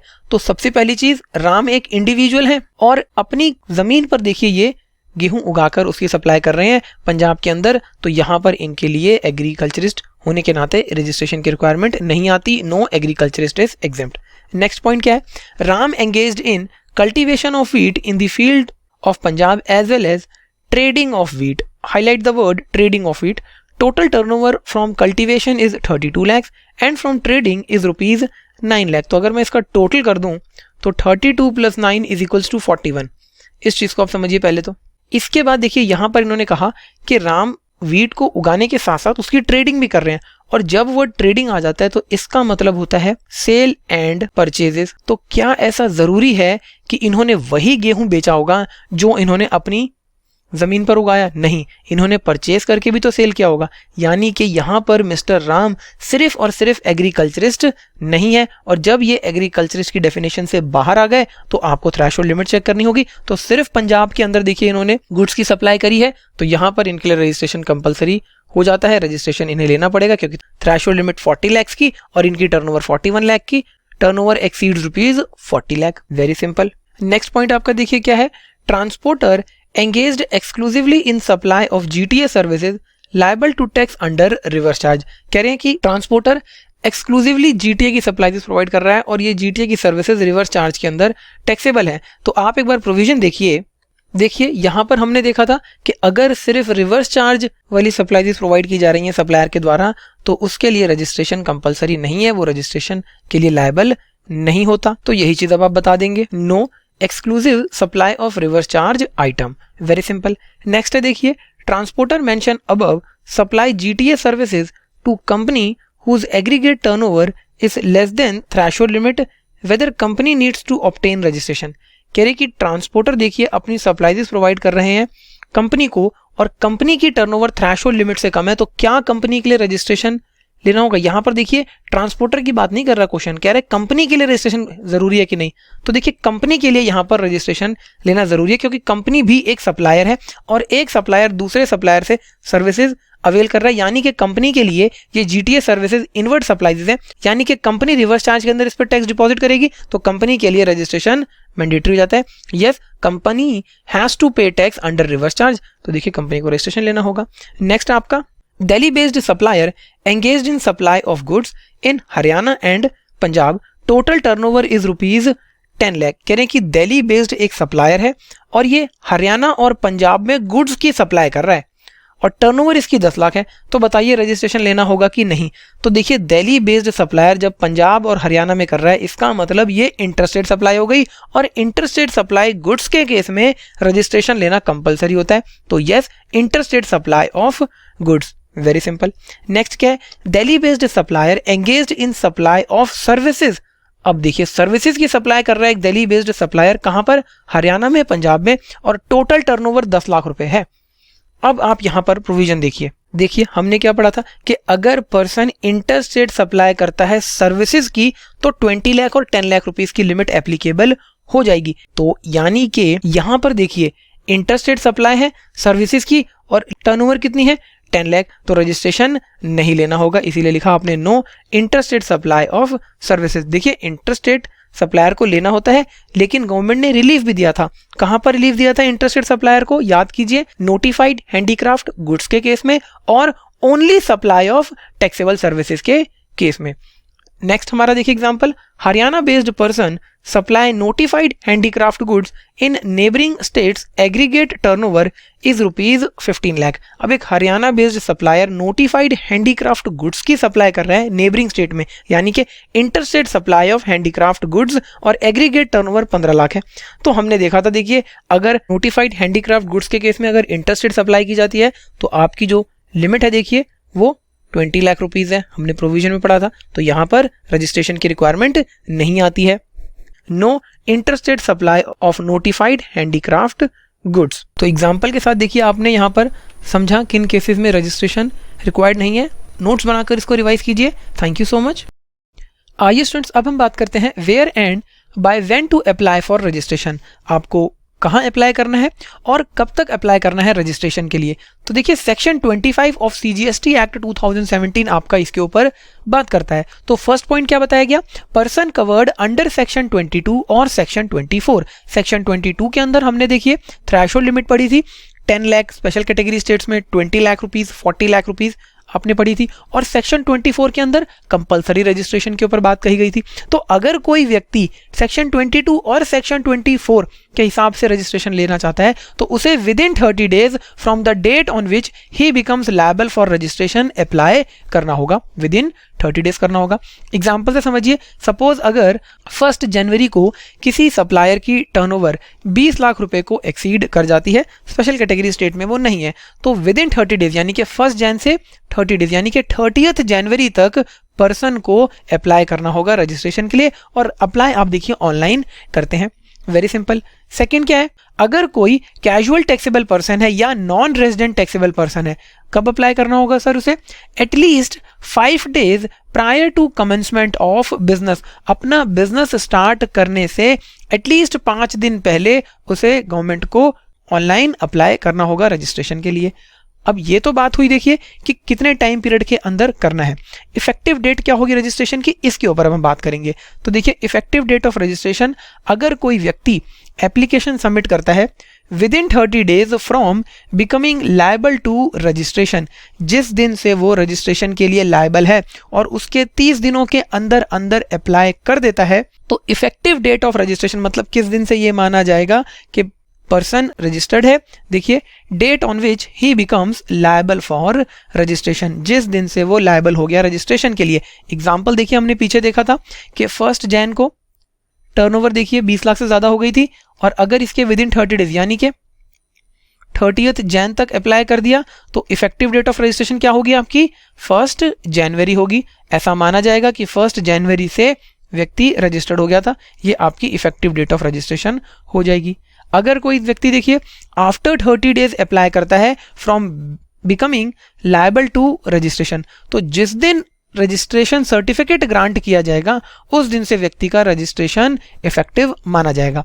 इसी एग्जांपल को लेते हैं, सपोज 30 डेज में अप्लाई नहीं किया, किसी व्यक्ति ने 31 जन को अप्लाई किया, 30 दिनों के बाद अप्लाई किया, तो जिस दिन देखिए सर्टिफिकेट इशू किया जाएगा उस दिन से व्यक्ति रजिस्टर्ड माना जाएगा। इसी चीज को टेक्स्ट में पढ़ लेते हैं। ये देखिए, where and by when to apply for registration, section 25 आपका, पर्सन कवर्ड अंडर सेक्शन 22 और सेक्शन 24, ये थ्रेशोल्ड लिमिट का, ये कंपलसरी रजिस्ट्रेशन का, within 30 days from the date on which becomes liable for registration in every state और union territory. जहां जहां पर भी आप लायबल है रजिस्ट्रेशन के लिए वहां वहां आपको अप्लाई करना होगा। क्यों कह रहे हैं ऐसा, क्योंकि देखिए हमने पढ़ा था कि एग्रीगेट टर्नओवर आप ऑल इंडिया बेसिस पर कंसिडर करते हैं पैन के ऊपर। नेक्स्ट पॉइंट क्या था, कैजुअल टैक्सेबल पर्सन है या नॉन रेजिडेंट टैक्सेबल पर्सन है, तो बिजनेस स्टार्ट करने से एटलीस्ट 5 डेज पहले उन्हें रजिस्ट्रेशन के लिए अप्लाई करना होगा। बात करें अगर इफेक्टिव डेट ऑफ रजिस्ट्रेशन की, तो अगर एप्लीकेशन सबमिट कर दी जाती है विद इन 30 डेज में, तो जिस दिन से पर्सन लायबल था रजिस्ट्रेशन के लिए उस दिन से माना जाएगा कि उसका रजिस्ट्रेशन इफेक्टिव है। और अगर व्यक्ति देखिए आफ्टर 30 डेज अप्लाई करता है, तो जिस दिन से आपको रजिस्ट्रेशन ग्रांट किया गया, देखिए रजिस्ट्रेशन सर्टिफिकेट मिला, वो दिन आपका इफेक्टिव डेट ऑफ रजिस्ट्रेशन माना जाएगा। आगे बात करते हैं registration of business having multiple branches. अब अगर एक बिजनेस की मल्टीपल ब्रांचेस हैं, तो देखिए ये भी आपके सेक्शन 25 ही कंटिन्यू चल रहा है। अभी हमने पढ़ा था देखिए कि स्टेट वाइज रजिस्ट्रेशन जीएसटी के अंदर लेना होता है, सेंट्रलाइज रजिस्ट्रेशन का कोई कॉन्सेप्ट नहीं है। तो अगर किसी सप्लायर की, किसी पर्सन की एक ही स्टेट के अंदर कई सारी ब्रांचेस हैं, तो क्या हर ब्रांच के लिए रजिस्ट्रेशन लेना होगा? इसी चीज का आपको यहाँ पर आंसर दिया जा रहा है। तो देखिए एग्जाम्पल लिया गया है, एक सप्लायर है दिल्ली के अंदर, इनके देखिए 4 अलग अलग लोकेशंस पर बिजनेस है, लोकेशन ए, लोकेशन बी, सी और डी। तो इस सिचुएशन में पर्सन के पास देखिए ये पावर है कि वो किसी एक ब्रांच को principal place of business declare कर दे और बाकी ब्रांचेस को additional place of business declare कर दे और सिंगल रजिस्ट्रेशन के तहत इन पे बिजनेस करें। ये चीज यहाँ पर बताई गई है। देखिए, not mandatory to obtain separate registration for each branch within the state. ऐसा मैंडेटरी नहीं है कि पर्सन हर एक ब्रांच के लिए सेपरेट रजिस्ट्रेशन ले। हाँ, लेकिन पर्सन के पास ये ऑप्शन है। देखिए, has the option to take separate registration and file separate application for each branch. अगर पर्सन चाहे तो हर एक ब्रांच के लिए वो सेपरेट रजिस्ट्रेशन ले सकता है। इस सिचुएशन में उसे हर एक ब्रांच के लिए एक अलग से एप्लीकेशन फाइल करनी होगी। और देखिए, अगर व्यक्ति जो हमारा पर्सन है वो हर एक ब्रांच के लिए सेपरेट रजिस्ट्रेशन लेता है, तो इस सिचुएशन में जब एक ब्रांच दूसरी ब्रांच को गुड्स या सर्विसेज प्रोवाइड करेगी तो उस सिचुएशन में ब्रांच देखिए टैक्स इनवॉइस जरूर रेज करेगी। एग्जाम्पल के तौर पर अगर ब्रांच ए ब्रांच सी को गुड्स ट्रांसफर करती है या ब्रांच बी ब्रांच डी को गुड्स ट्रांसफर करती है, तो इस सिचुएशन में ब्रांच ए यहाँ पर टैक्स इनवॉइस इशू करेगी, और जब बी डी को करेगी तो ब्रांच बी डी के लिए टैक्स इनवॉइस इशू करेगी। Very simple. नेक्स्ट पॉइंट पे चलते हैं। ये देखिए, separate registration for special economic zone. देखिए, अगर विद इन स्टेट आपकी एक यूनिट स्पेशल इकोनॉमिक जोन में है और एक नॉन स्पेशल इकोनॉमिक जोन में है, तो दोनों यूनिट्स के लिए आपको सेपरेट रजिस्ट्रेशन लेना होगा और दोनों units separate place of business treat की जाएंगी। एग्जाम्पल दिया गया है। देखिए, तेलंगाना के अंदर आपकी यूनिट बी है जो कि स्पेशल इकोनॉमिक जोन के अंदर लोकेटेड है और unit a non special economic zone में है, तो यहां पर भी आपको सेपरेट रजिस्ट्रेशन चाहिए और यहां पर भी सेपरेट रजिस्ट्रेशन चाहिए और दोनों को सेपरेट प्लेस ऑफ बिजनेस कहा जाएगा। अब हम बात करते हैं कुछ इंपॉर्टेंट पॉइंट्स की। तो दिन 10 पढ़ा था जिसके अंदर सबसेक्शन 1, सबसेक्शन 2 और सबसेक्शन 2A हमारा था, जो हमें कॉम्पोजिशन स्कीम के बारे में बताता था। और कॉम्पोजिशन स्कीम ऑप्ट करने के लिए हमने पढ़ा था कि एक सप्लायर की जो एग्रीगेट टर्नओवर है वो 75 लाख, कुछ स्टेट्स के नाम बताए गए थे और रेस्ट ऑफ द स्टेट्स में 1.5 करोड़ रुपीस की लिमिट थी। मतलब अगर टर्नओवर इसको एक्सीड नहीं करती है तो सप्लायर कॉम्पोजिशन स्कीम के अंदर रहेगा, अदरवाइज वो कॉम्पोजिशन स्कीम से बाहर आ जाएगा। तो देखिए, अगर किसी सप्लायर के किसी एक रजिस्टर्ड प्लेस ऑफ बिजनेस से टर्नओवर सेक्शन 10 के अंदर बताई गई लिमिट को एक्सीड कर जाती है, तो जितने भी other registered place of businesses हैं वहां के लिए भी सप्लायर कॉम्पोजिशन स्कीम से बाहर हो जाएगा। ऐसा नहीं है कि other registered place of businesses के लिए वो कॉम्पोजिशन स्कीम को ऑप्ट करें और जिस particular registered place of business से उनकी टर्नओवर देखिए स्पेसिफाइड लिमिट को एक्सीड कर गई, वहां पर वो नॉर्मल स्कीम के लिए रहें। अगर कोई व्यक्ति नॉर्मल स्कीम में आ जाता है तो हर जगह से वो इनएलिजिबल हो जाएगा कॉम्पोजिशन स्कीम के लिए। यही चीज यहाँ पे बताई गई है। देखिए, ineligible for composition scheme for registered place D, consequently ineligible for registered place of business A, B and C। तो ऐसा पॉसिबल नहीं है कि एक रजिस्टर्ड प्लेस ऑफ बिजनेस पर आप कॉम्पोजिशन स्कीम ले और दूसरे रजिस्टर्ड प्लेस ऑफ बिजनेस पर आप रेगुलर स्कीम के अंदर टैक्स पे करें। नेक्स्ट पॉइंट हमारा क्या बताता है? देखिए, pan is mandatory for registration. देखिए, रजिस्ट्रेशन के लिए पैन मैंडेटरी है, लेकिन नॉन रेजिडेंट टैक्सेबल पर्सन के लिए रजिस्ट्रेशन ग्रांट कर दिया जाएगा on the basis of other prescribed documents. देखिए, एक नॉन रेजिडेंट टैक्सेबल पर्सन है तो उसके पास पैन नहीं होगा, तो उस सिचुएशन में गवर्नमेंट ने देखिए कुछ डॉक्यूमेंट्स को प्रिस्क्राइब्ड किया गया है जिसके बेसिस पर वो पैन के बिना भी जीएसटी के अंदर रजिस्ट्रेशन ले सकता है। तो देखिए, आपके मन में यहाँ पर डाउट आ रहा होगा कि कौन से वो प्रिस्क्राइब्ड डॉक्यूमेंट्स हैं जिसके बेसिस पर एक नॉन रेजिडेंट टैक्सेबल पर्सन को रजिस्ट्रेशन सर्टिफिकेट दे दिया जाता है। तो जब हम प्रोसीजर के ऊपर आएंगे कि जीएसटी में रजिस्ट्रेशन किस तरीके से किया जाता है, क्या प्रोसीजर है, वहां पर हम इस चीज को समझेंगे। इसके बाद देखिए, आपका अगला टॉपिक आता है यूनिक आइडेंटिफिकेशन नंबर का, जिसको शॉर्ट में UIN कहते हैं। क्या होता है ये अब आप समझिए। देखिए, यूनिक आइडेंटिफिकेशन एक ऐसा नंबर है जो कि दिया जाता है एम्बेसीज को, फॉरेन कंट्री की, कॉन्सुलेट्स को, नोटिफाइड एजेंसीज हैं जो कि यूनाइटेड नेशंस एक्ट 1947 के अंदर, जिसके अंदर आपका वर्ल्ड हेल्थ ऑर्गेनाइजेशन आता है, इसी के साथ साथ इंटरनेशनल लेबर ऑर्गेनाइजेशन, ऐसी कई सारी ऑर्गेनाइजेशंस आती हैं जिनका मेन मकसद देखिए ग्लोबली इंटरनेशनली लोगों का वेलफेयर करना होता है और अलग अलग कंट्रीज में देखिए ये इंटरनेशनली काम करते हैं। इसके साथ साथ any other person notified by the commissioner. Commissioner का मतलब यहाँ पर इनडायरेक्ट टैक्सेस के कमिश्नर से है, जिसको वो नोटिफाई कर दे। तो क्या कहा यहाँ पर कि देखिए, for claiming refund of taxes paid by them on supply of goods oblique services received. मतलब अगर वर्ल्ड हेल्थ ऑर्गेनाइजेशन देखिए इंडिया के अंदर किसी प्रकार की कोई गुड्स एंड सर्विसेज रिसीव करती है जिसके लिए वो पेमेंट करती है और सप्लायर इनसे टैक्स चार्ज करता है। तो क्योंकि देखिए इन ऑर्गेनाइजेशन का काम वेलफेयर का होता है, तो यहाँ पर गवर्नमेंट चाहती है कि इन ऑर्गेनाइजेशन से टैक्स ना लिया जाए।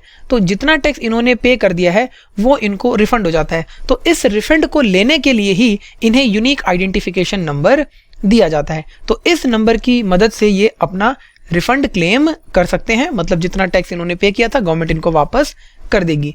इसी के साथ साथ क्या बताया, देखिए यूनिक आइडेंटिफिकेशन नंबर जो दिया जाता है वो सेंट्रलाइज्ड होता है, मतलब जहां तक देखिए हिंदुस्तान की सीमाएं हैं, देखिए वहां तक ये एप्लीकेबल होगा, applicable to the territory of India.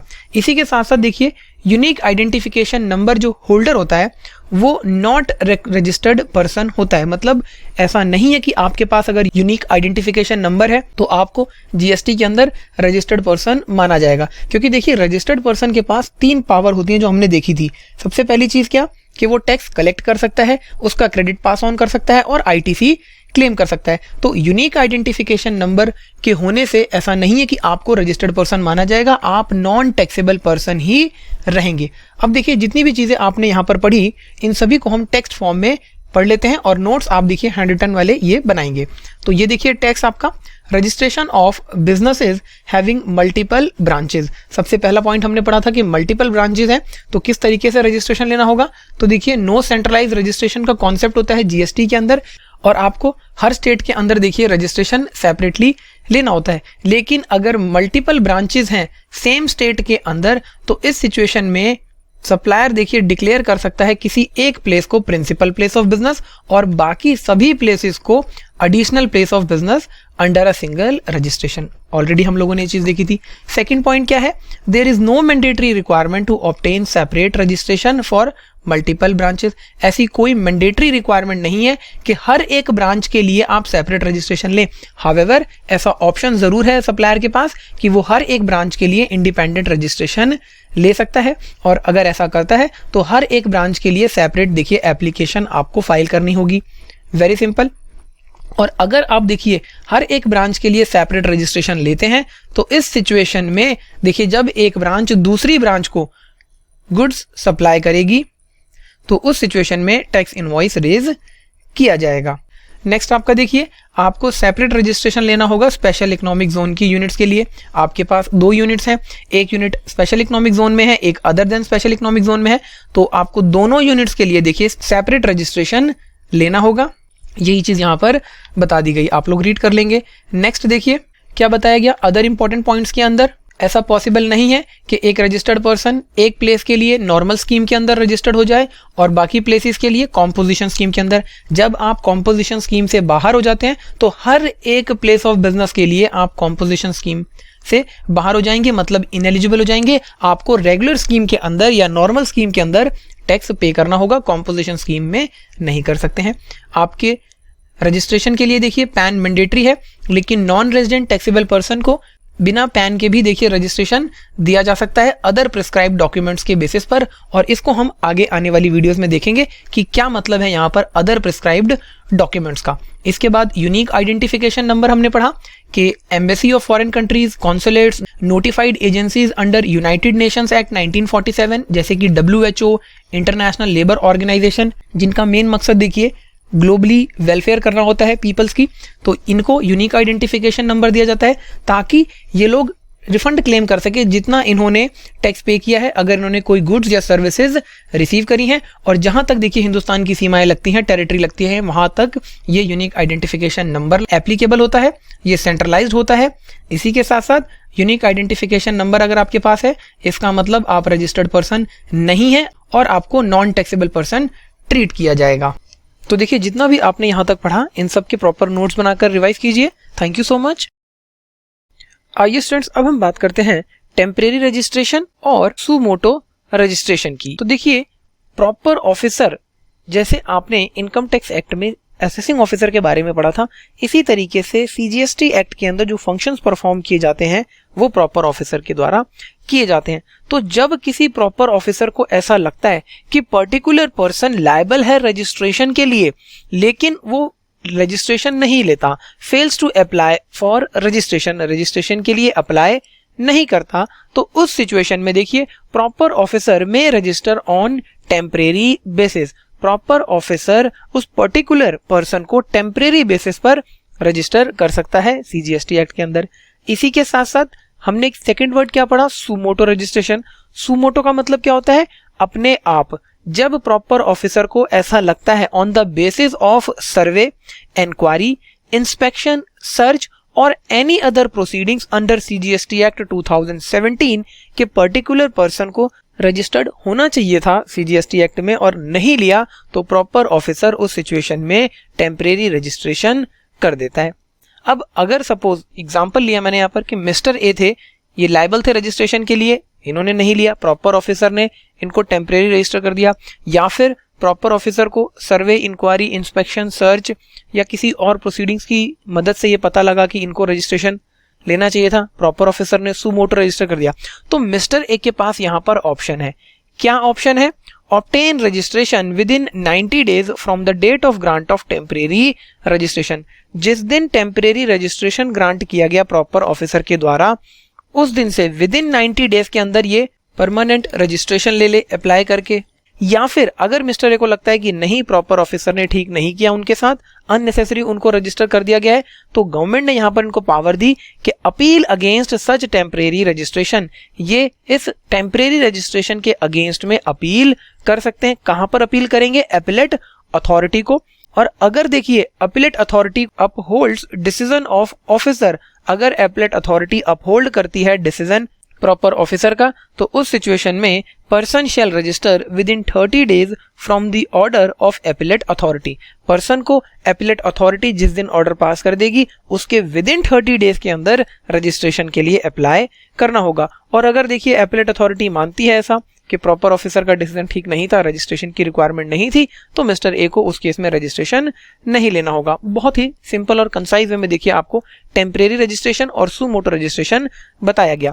इसी के साथ साथ देखिए एक छोटी सी चीज क्या आती है, वॉलेंट्री रजिस्ट्रेशन की। अब जैसे आपको नाम से ही पता लग रहा है, वॉलेंट्री मतलब अपनी इच्छा से, स्वेच्छा से जब कोई व्यक्ति रजिस्ट्रेशन करवाना चाहता है सीजीएसटी एक्ट के अंदर। तो देखिए यहाँ पर क्या बताया, एग्रीगेट टर्नओवर इस मिस्टर ए है और मिस्टर ए ने अपना बिजनेस स्टार्ट किया, और जिस दिन इन्होंने बिजनेस स्टार्ट किया, from the first day of commencement of business, ये रजिस्ट्रेशन ले सकते हैं। उस पर्टिकुलर सिचुएशन में इन्हें इंतजार करने की जरूरत नहीं है कि इनकी एग्रीगेट टर्नओवर 20 लाख, 40 लाख या 10 लाख को एक्सीड करे।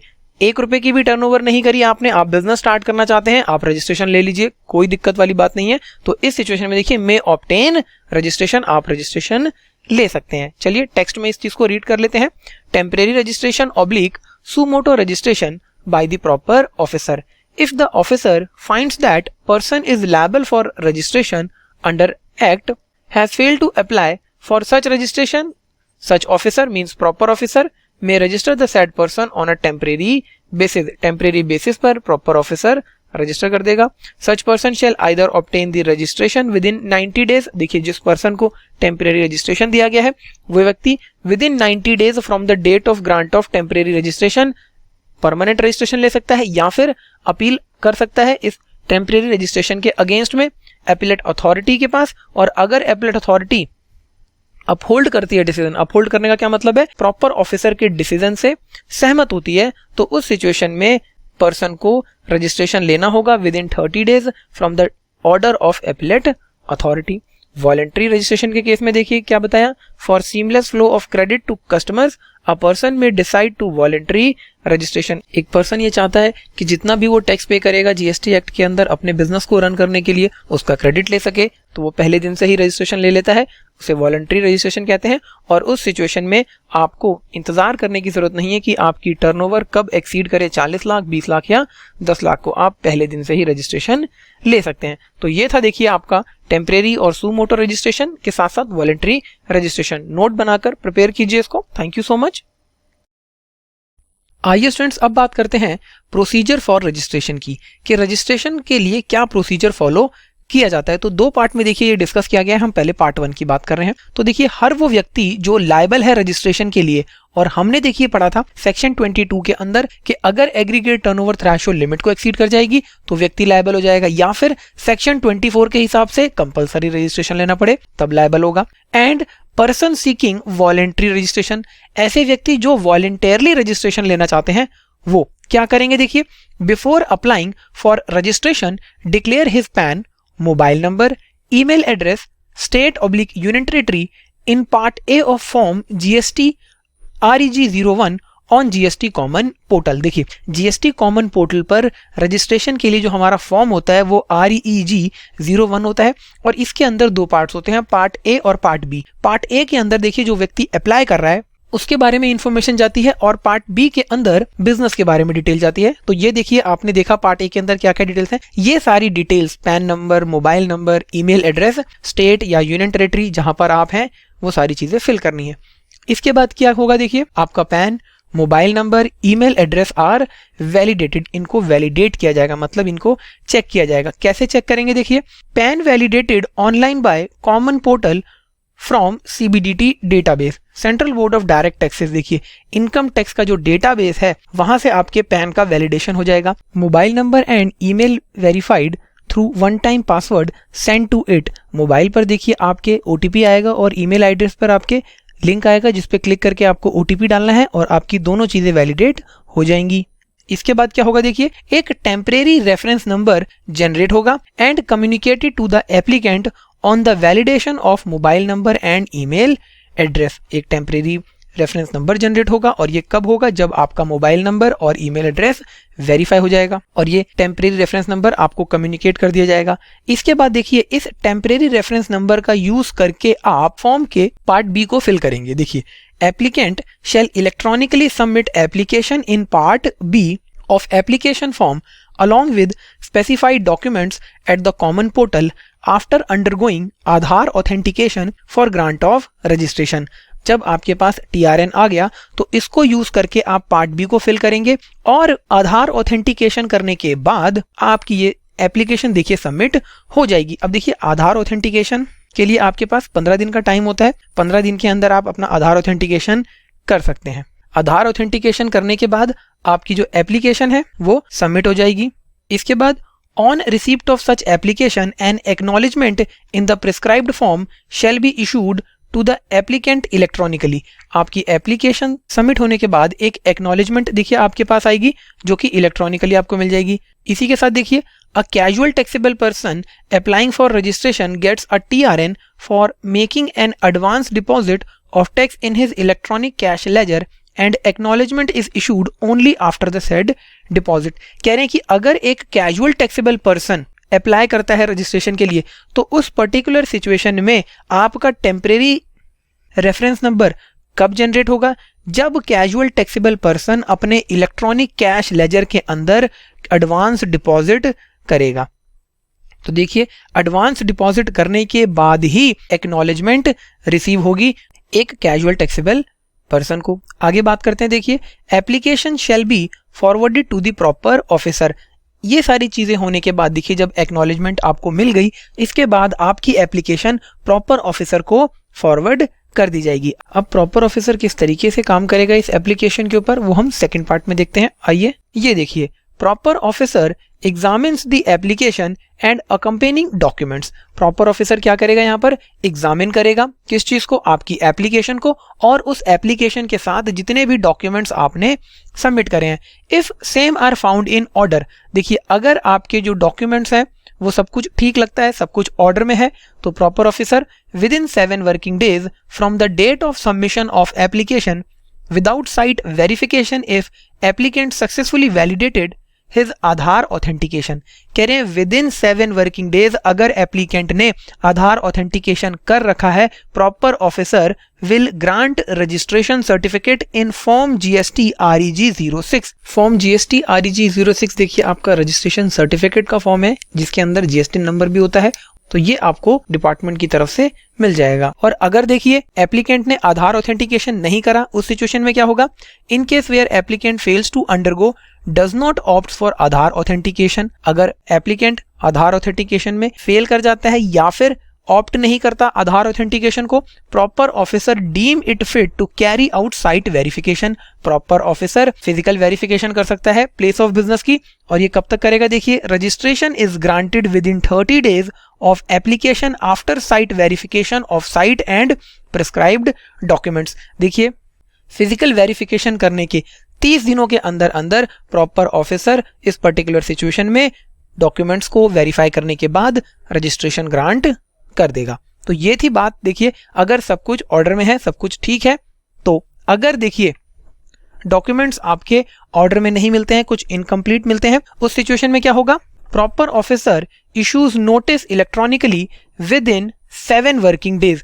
प्रॉपर ऑफिसर नोटिस इशू करेगा 7 वर्किंग डेज में, और ये 7 डेज आपको कहां से लेने? देखिए from application submission date, thereby seeking clarification information और डॉक्यूमेंट फ्रॉम दी एप्लीकेंट। जिस दिन एप्लीकेशन सबमिट हुई थी उसके 7 दिनों के अंदर अंदर प्रॉपर ऑफिसर इलेक्ट्रॉनिकली एक नोटिस भेजेगा और जो भी क्लैरिफिकेशन चाहिए, इंफॉर्मेशन चाहिए, डॉक्यूमेंट्स चाहिए, वो एप्लीकेंट से मंगवा लेगा। लेकिन देखिए अगर एप्लीकेंट आधार ऑथेंटिकेशन में फेल हो जाता है या फिर आधार ऑथेंटिकेशन के ऑप्शन को ऑप्ट नहीं करता है, या प्रॉपर ऑफिसर को ऐसा लगता है कि साइट वेरिफिकेशन जरूरी है, जहां पर बिजनेस कंडक्ट किया जा रहा है वहां पर जाना जरूरी है, उसको चेक करना जरूरी है, तो उस सिचुएशन में गवर्नमेंट ने देखिए प्रॉपर ऑफिसर को क्या पावर दी कि उस सिचुएशन में आपको notice within 30 days issue करना है। देखिए notice may be issued not later than 30 days, मतलब 30 डेज के बाद आप इशू नहीं कर सकते हैं, विद इन 30 डेज कर सकते हैं। लेकिन ये 30 दिनों की लिमिट कब दी गई? 3 सिचुएशंस में। पहला, आधार ऑथेंटिकेशन नहीं किया या ऑप्ट नहीं किया, या फिर प्रॉपर ऑफिसर को ऐसा लगता है कि साइट वेरिफिकेशन मैंडेटरी है। इसके बाद क्या होगा?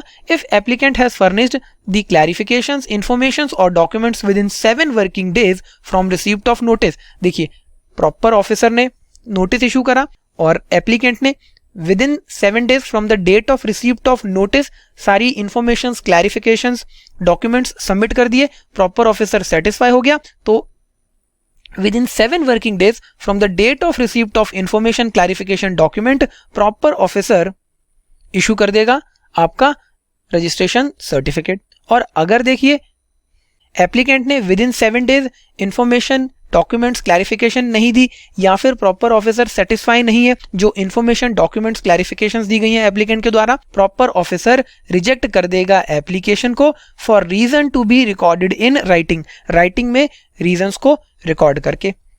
Very very simple. अब देखिए एक छोटी सी चीज मैं आपको यहाँ बताना चाहूंगा। आपने यहाँ पर वर्ड क्लैरिफिकेशन देखा, यहाँ पर भी क्लैरिफिकेशन देखा, तो इस क्लैरिफिकेशन का क्या मतलब है, इसको यहाँ पर डिफाइन किया गया है। देखिए clarification includes modification, correction of particulars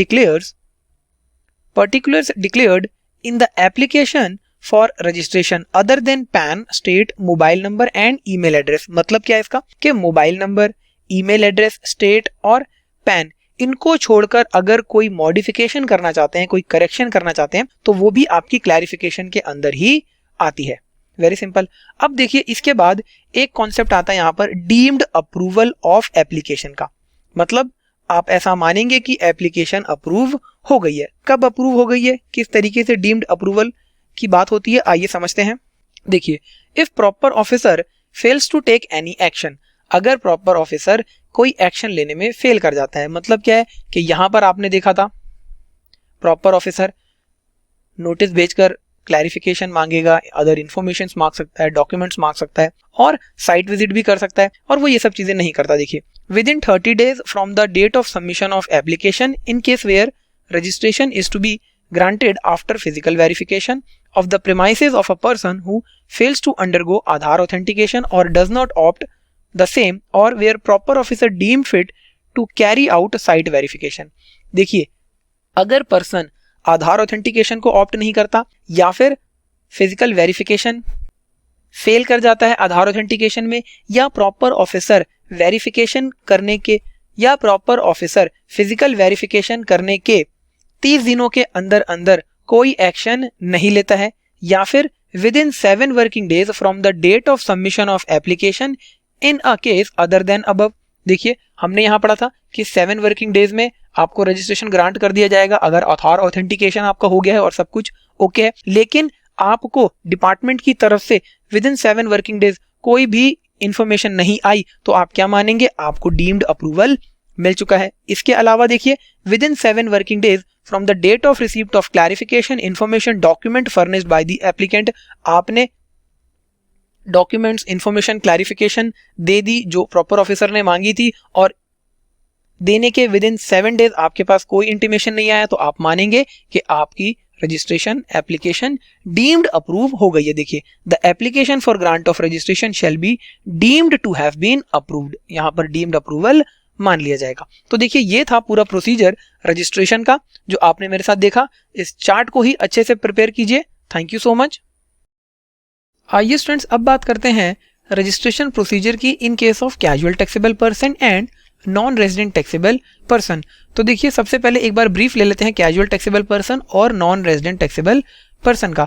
तो देखिए, कैजुअल टैक्सेबल पर्सन वो होता है जिसका एक स्टेट के अंदर या एक से ज्यादा स्टेट के अंदर फिक्स्ड प्लेस ऑफ बिजनेस है, और वो ऐसे स्टेट के अंदर सप्लाई प्रोवाइड करना चाहता है जहां पर उनका कोई फिक्स्ड प्लेस ऑफ बिजनेस नहीं है। तो जिस स्टेट में वो सप्लाईज प्रोवाइड करना चाहता है उस स्टेट के लिए वो कैजुअल टैक्सेबल पर्सन बन जाएगा। इसी तरीके से एक नॉन रेजिडेंट टैक्सेबल पर्सन कौन है? जो कि फॉरेनर है और ओकेजनली अपनी सप्लाईज प्रोवाइड करना चाहता है इंडिया के अंदर, इसके लिए उसे रजिस्ट्रेशन चाहिए। तो यही बात देखिए यहाँ पर बताई गई है। तो एक कैजुअल टैक्सेबल पर्सन और नॉन रेजिडेंट टैक्सेबल पर्सन, देखिए जीएसटी लॉ प्रिस्क्राइब करता है इनके लिए स्पेशल प्रोसीजर रजिस्ट्रेशन का, जिसमें इनको देखिए रजिस्ट्रेशन मिलता है, और यहाँ पर इनको रजिस्ट्रेशन मिलता है देखिए वो एक फिक्स्ड टाइम पीरियड के लिए मिलता है, और इसको एक्सटेंड भी किया जा सकता है।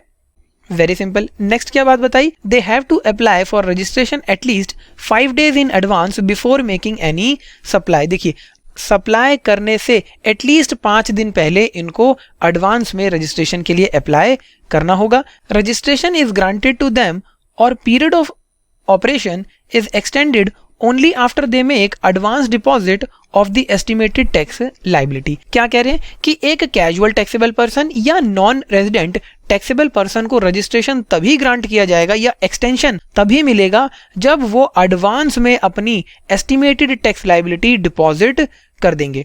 मतलब आपको रजिस्ट्रेशन लेना है तो आपको पता होगा कि आप कितनी सप्लाईज प्रोवाइड करना चाहते हैं, तो एक एस्टीमेट लगाकर आप अपना टैक्स लाइबिलिटी डिपॉजिट कर दीजिए। या फिर आप एक्सटेंशन लेना चाहते हैं, जितने टाइम पीरियड के लिए आपको मिला था रजिस्ट्रेशन उसको एक्सटेंड कराना चाहते हैं, तो भी आपको अपनी एडवांस टैक्स लाइबिलिटी एस्टीमेट करके टैक्स लाइबिलिटी एडवांस में डिपॉजिट करनी होगी एस्टीमेट करके। इसके बाद क्या बात बताई? Registration is granted to them for the period specified in the registration application.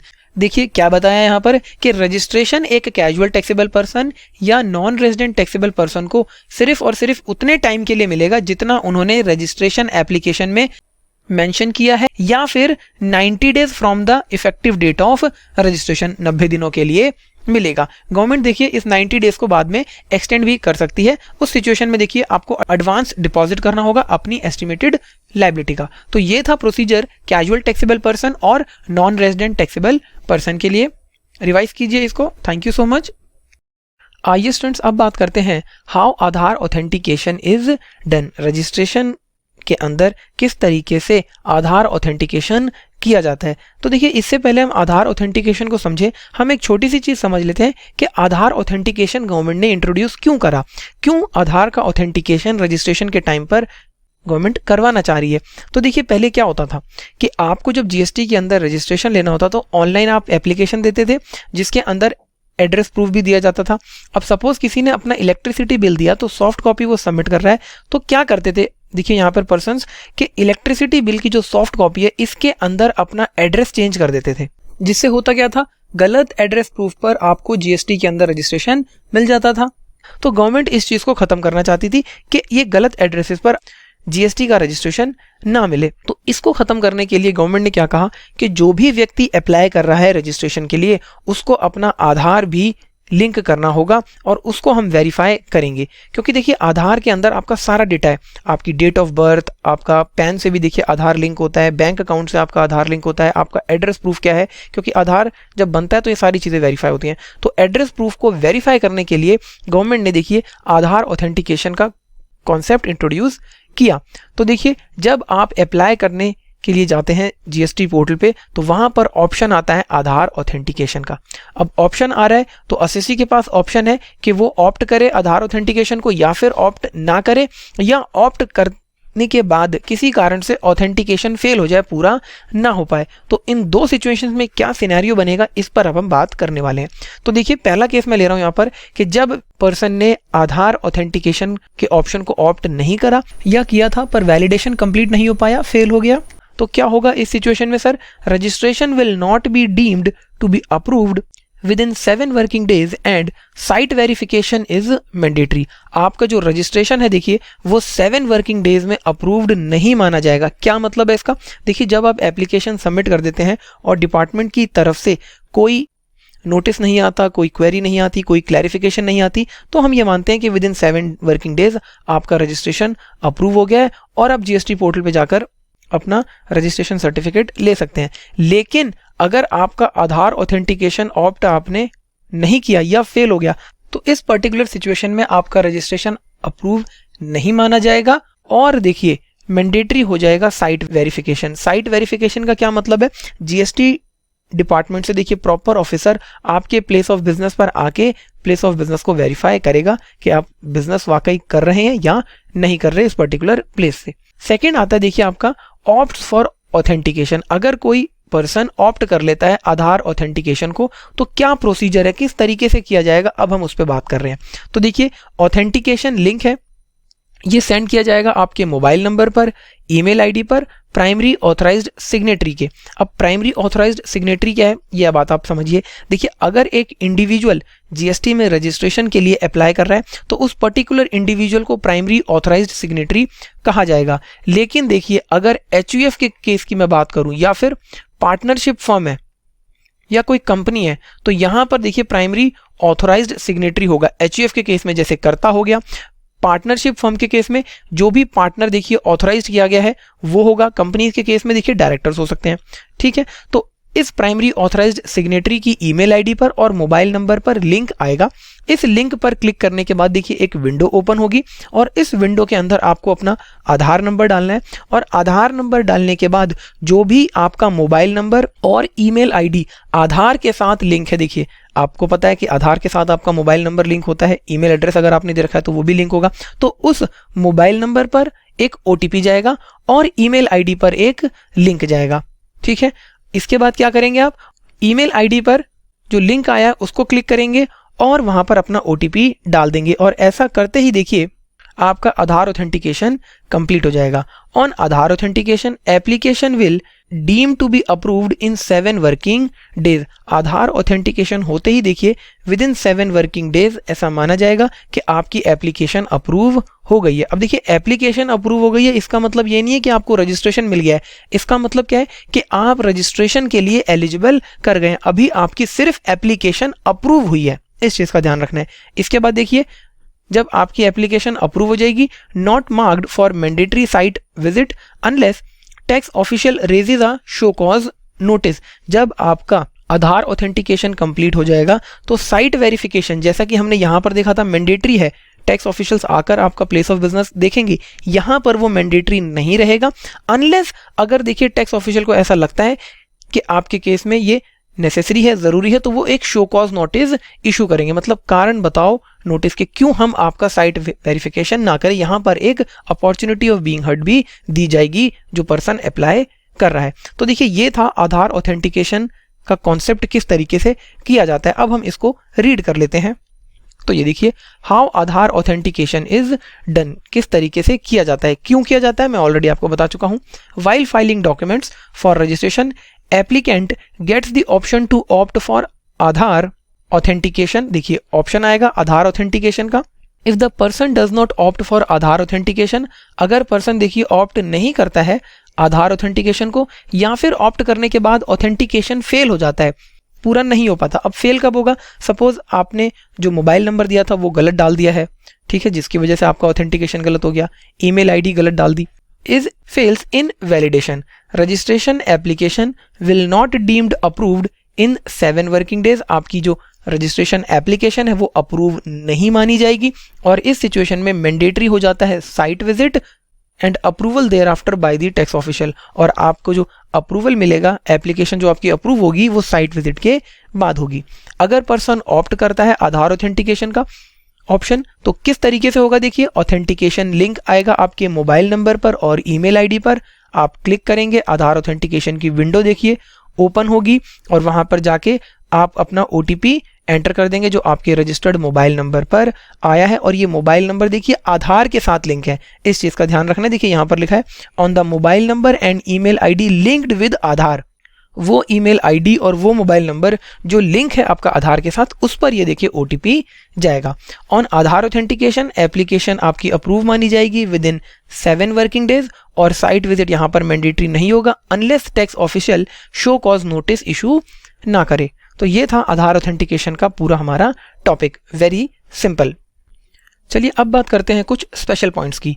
तो स्पेशल पॉइंट में देखिए पहला पॉइंट क्या है, एप्लीकेंट इंडिविजुअल। अगर एप्लीकेंट इंडिविजुअल है तो आधार ऑथेंटिकेशन उस इंडिविजुअल का होगा।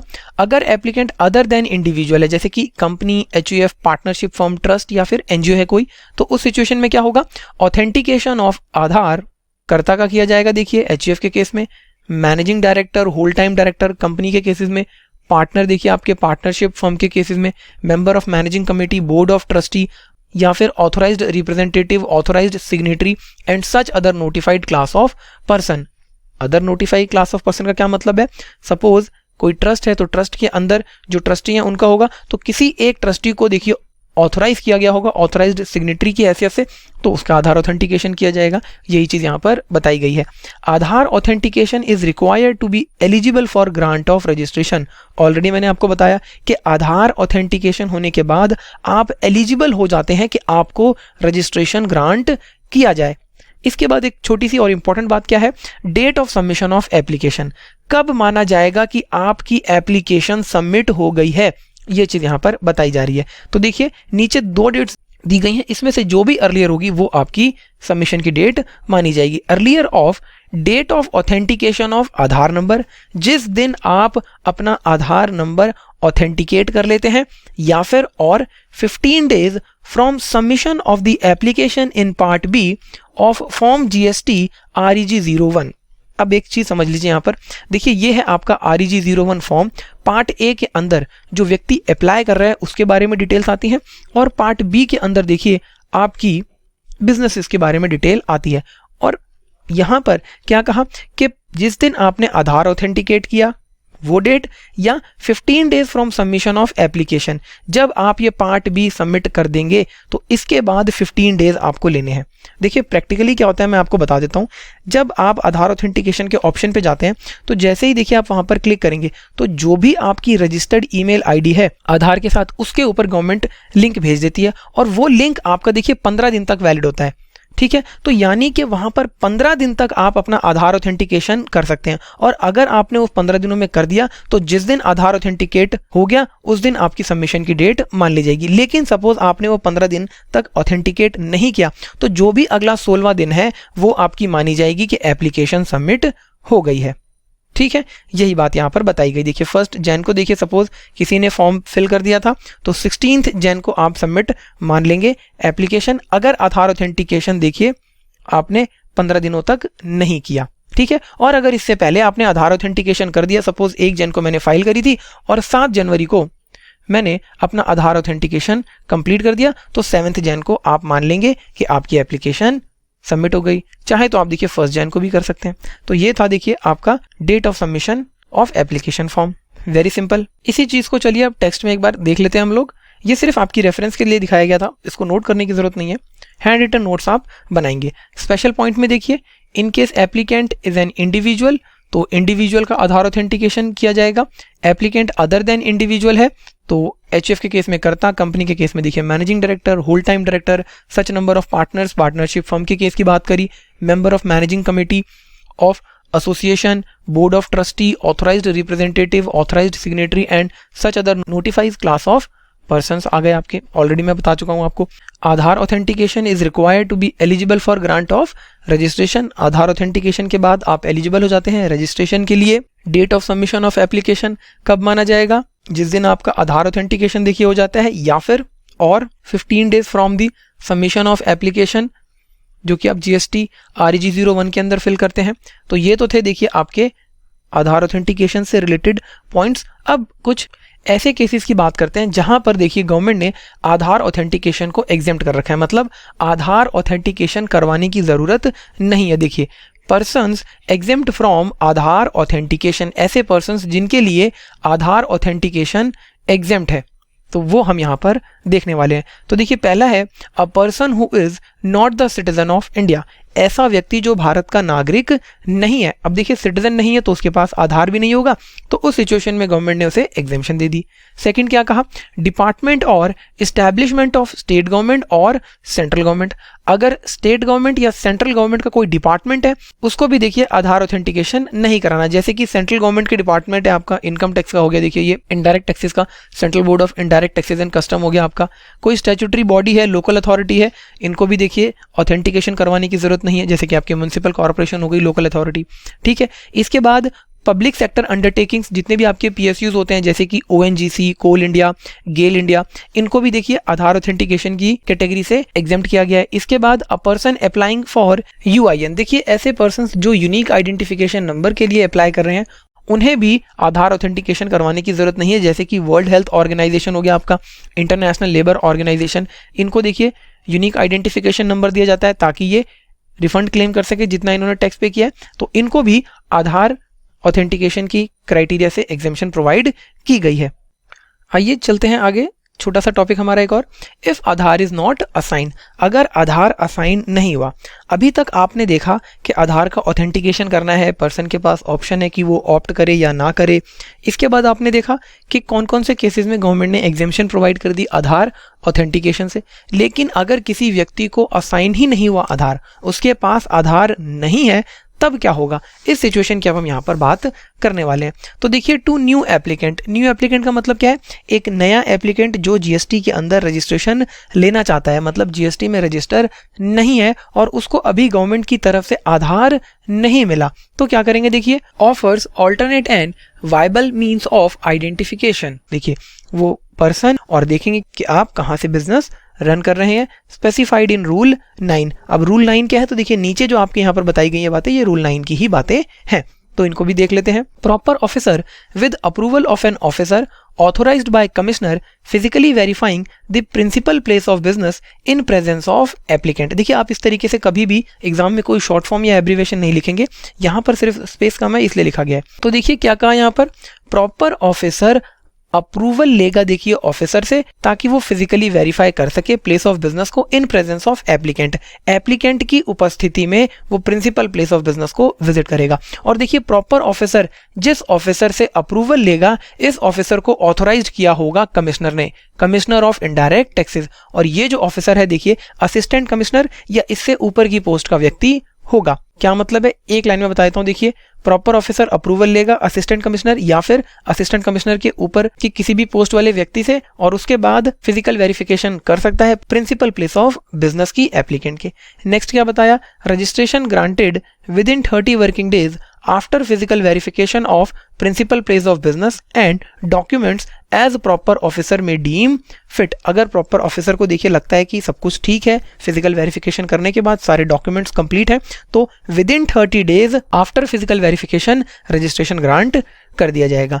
Next point, notice for clarification oblique seeking information may be issued by the proper officer not later than 30 days from submission of application for registration. देखिए अगर proper officer को लगता है कि उसे कुछ क्लैरिफिकेशन चाहिए, कोई डॉक्यूमेंट्स चाहिए, इन्फॉर्मेशन चाहिए, तो प्रॉपर ऑफिसर एक नोटिस की मदद से ये डॉक्यूमेंट्स, क्लैरिफिकेशन और इन्फॉर्मेशन मंगवा सकता है। लेकिन यहाँ पर ये जो नोटिस इशू किया जाएगा प्रॉपर ऑफिसर के द्वारा, देखिए ये 30 दिन से ज़्यादा डिले नहीं होना चाहिए, और ये 30 दिन आपको कहाँ से लेने हैं, जिस दिन एप्लीकेशन सबमिट की गई एप्लीकेंट के द्वारा। Very very simple. तो देखिए ये तो था कि जब एक नया एप्लीकेंट है, अगर कोई एग्जिस्टिंग एप्लीकेंट है, एग्जिस्टिंग एप्लीकेंट का यहाँ पर क्या मतलब है, जो कि ऑलरेडी रजिस्टर है। देखिए पहले गवर्नमेंट ने आधार ऑथेंटिकेशन को जीएसटी के अंदर इंट्रोड्यूस नहीं किया था, बाद में इसको इंट्रोड्यूस किया गया। तो आधार ऑथेंटिकेशन इंट्रोड्यूस होने से पहले जिन व्यक्तियों ने रजिस्ट्रेशन ले लिया था उनके बारे में हम यहाँ पर बात करने वाले हैं। देखिए offers alternate and viable means of identification, अगर कोई ऐसा व्यक्ति जिसके पास आधार नहीं है और वो ऑलरेडी रजिस्टर है, तो वो देखिए ऑफर कर सकता है alternate and viable means of identification, मतलब site visit, person fails in Aadhaar authentication और अदर वाइबल मीन, अगर देखिए ये रजिस्टर्ड पर्सन फेल कर जाता है आधार ऑथेंटिकेशन में या फिर फिजिकल वेरिफिकेशन करवाने में, तो ऐसा माना जाएगा कि रजिस्ट्रेशन इनवैलिड है। देखिए registration shall be deemed to be invalid. Other provision shall apply as person does not have registration, और जब रजिस्ट्रेशन इनवैलिड मान लिया जाएगा तो इस पर्टिकुलर सिचुएशन में क्या होगा, इस पर्टिकुलर सिचुएशन में देखिए सारे के सारे जीएसटी के प्रोविजंस उसी तरीके से एप्लीकेबल होंगे जो एक अनरजिस्टर्ड पर्सन के ऊपर होते हैं। तो ये था देखिए न्यू एप्लीकेंट के केस में, और ये एग्जिस्टिंग एप्लीकेंट के केस में आधार अगर नहीं असाइन किया गया है। अब इस चीज को हम टेक्स्ट में भी रीड कर लेते हैं एक बार। If Aadhaar is not assign, Aadhaar number is not assigned to new applicant, such applicant shall offered alternate and viable means of identification in the manner specified Rule 9, और Rule 9 क्या है ये मैंने आपको यहाँ पर बता दिया, ठीक है। इसके बाद the proper officer with approval of an officer, देखिए प्रॉपर ऑफिसर अप्रूवल लेगा एक ऑफिसर से, एंड ये officer not below the rank of assistant commissioner होगा, and shall physically verify the principal place of business in presence of the said applicant. Very simple. Third point आपका, registration grant कर दिया जाएगा within 30 working days में of submission of application. देखिए 30 days कहां से लेने हैं, जिस दिन से एप्लीकेशन सबमिट की गई। Only after physical verification of principal place of business and the documents as the proper officer may deem fit. ये कब मिलेगा लेकिन, जब आपकी प्रिंसिपल प्लेस ऑफ बिजनेस की वेरिफिकेशन हो गई और सारे डॉक्यूमेंट्स करेक्ट हैं। नेक्स्ट आपका देखिए point, notice seeking clarification information documents. अगर प्रॉपर ऑफिसर को लगता है कि उसे कोई क्लैरिफिकेशन चाहिए, इन्फॉर्मेशन चाहिए, डॉक्यूमेंट चाहिए, तो वो not later than 30 days from the submission of application for registration notice issue कर सकता है। ये तो था देखिए आपका न्यू एप्लीकेंट के केस में। अगर एग्जिस्टिंग एप्लीकेंट है, नॉट असाइन आधार नंबर, तो उस केस में देखिए फिजिकल वेरिफिकेशन होगी प्लेस ऑफ बिजनेस की, और अगर ऐसा करवाने में फेल हो जाता है पर्सन, आधार ऑथेंटिकेशन या नहीं कर पाता है, तो उस सिचुएशन में जो रजिस्ट्रेशन मिला था वो देखिए आपका डीम टू बी इनवैलिड माना जाएगा, और व्यक्ति के ऊपर सारे प्रोविजंस लगेंगे सीजीएसटी एक्ट के जैसे कि एक अनरजिस्टर्ड पर्सन पे लगते हैं। Very simple. तो ये था देखिए आपका आधार ऑथेंटिकेशन का टॉपिक। नोट्स बनाकर इसको प्रिपेयर कीजिए। Thank you so much.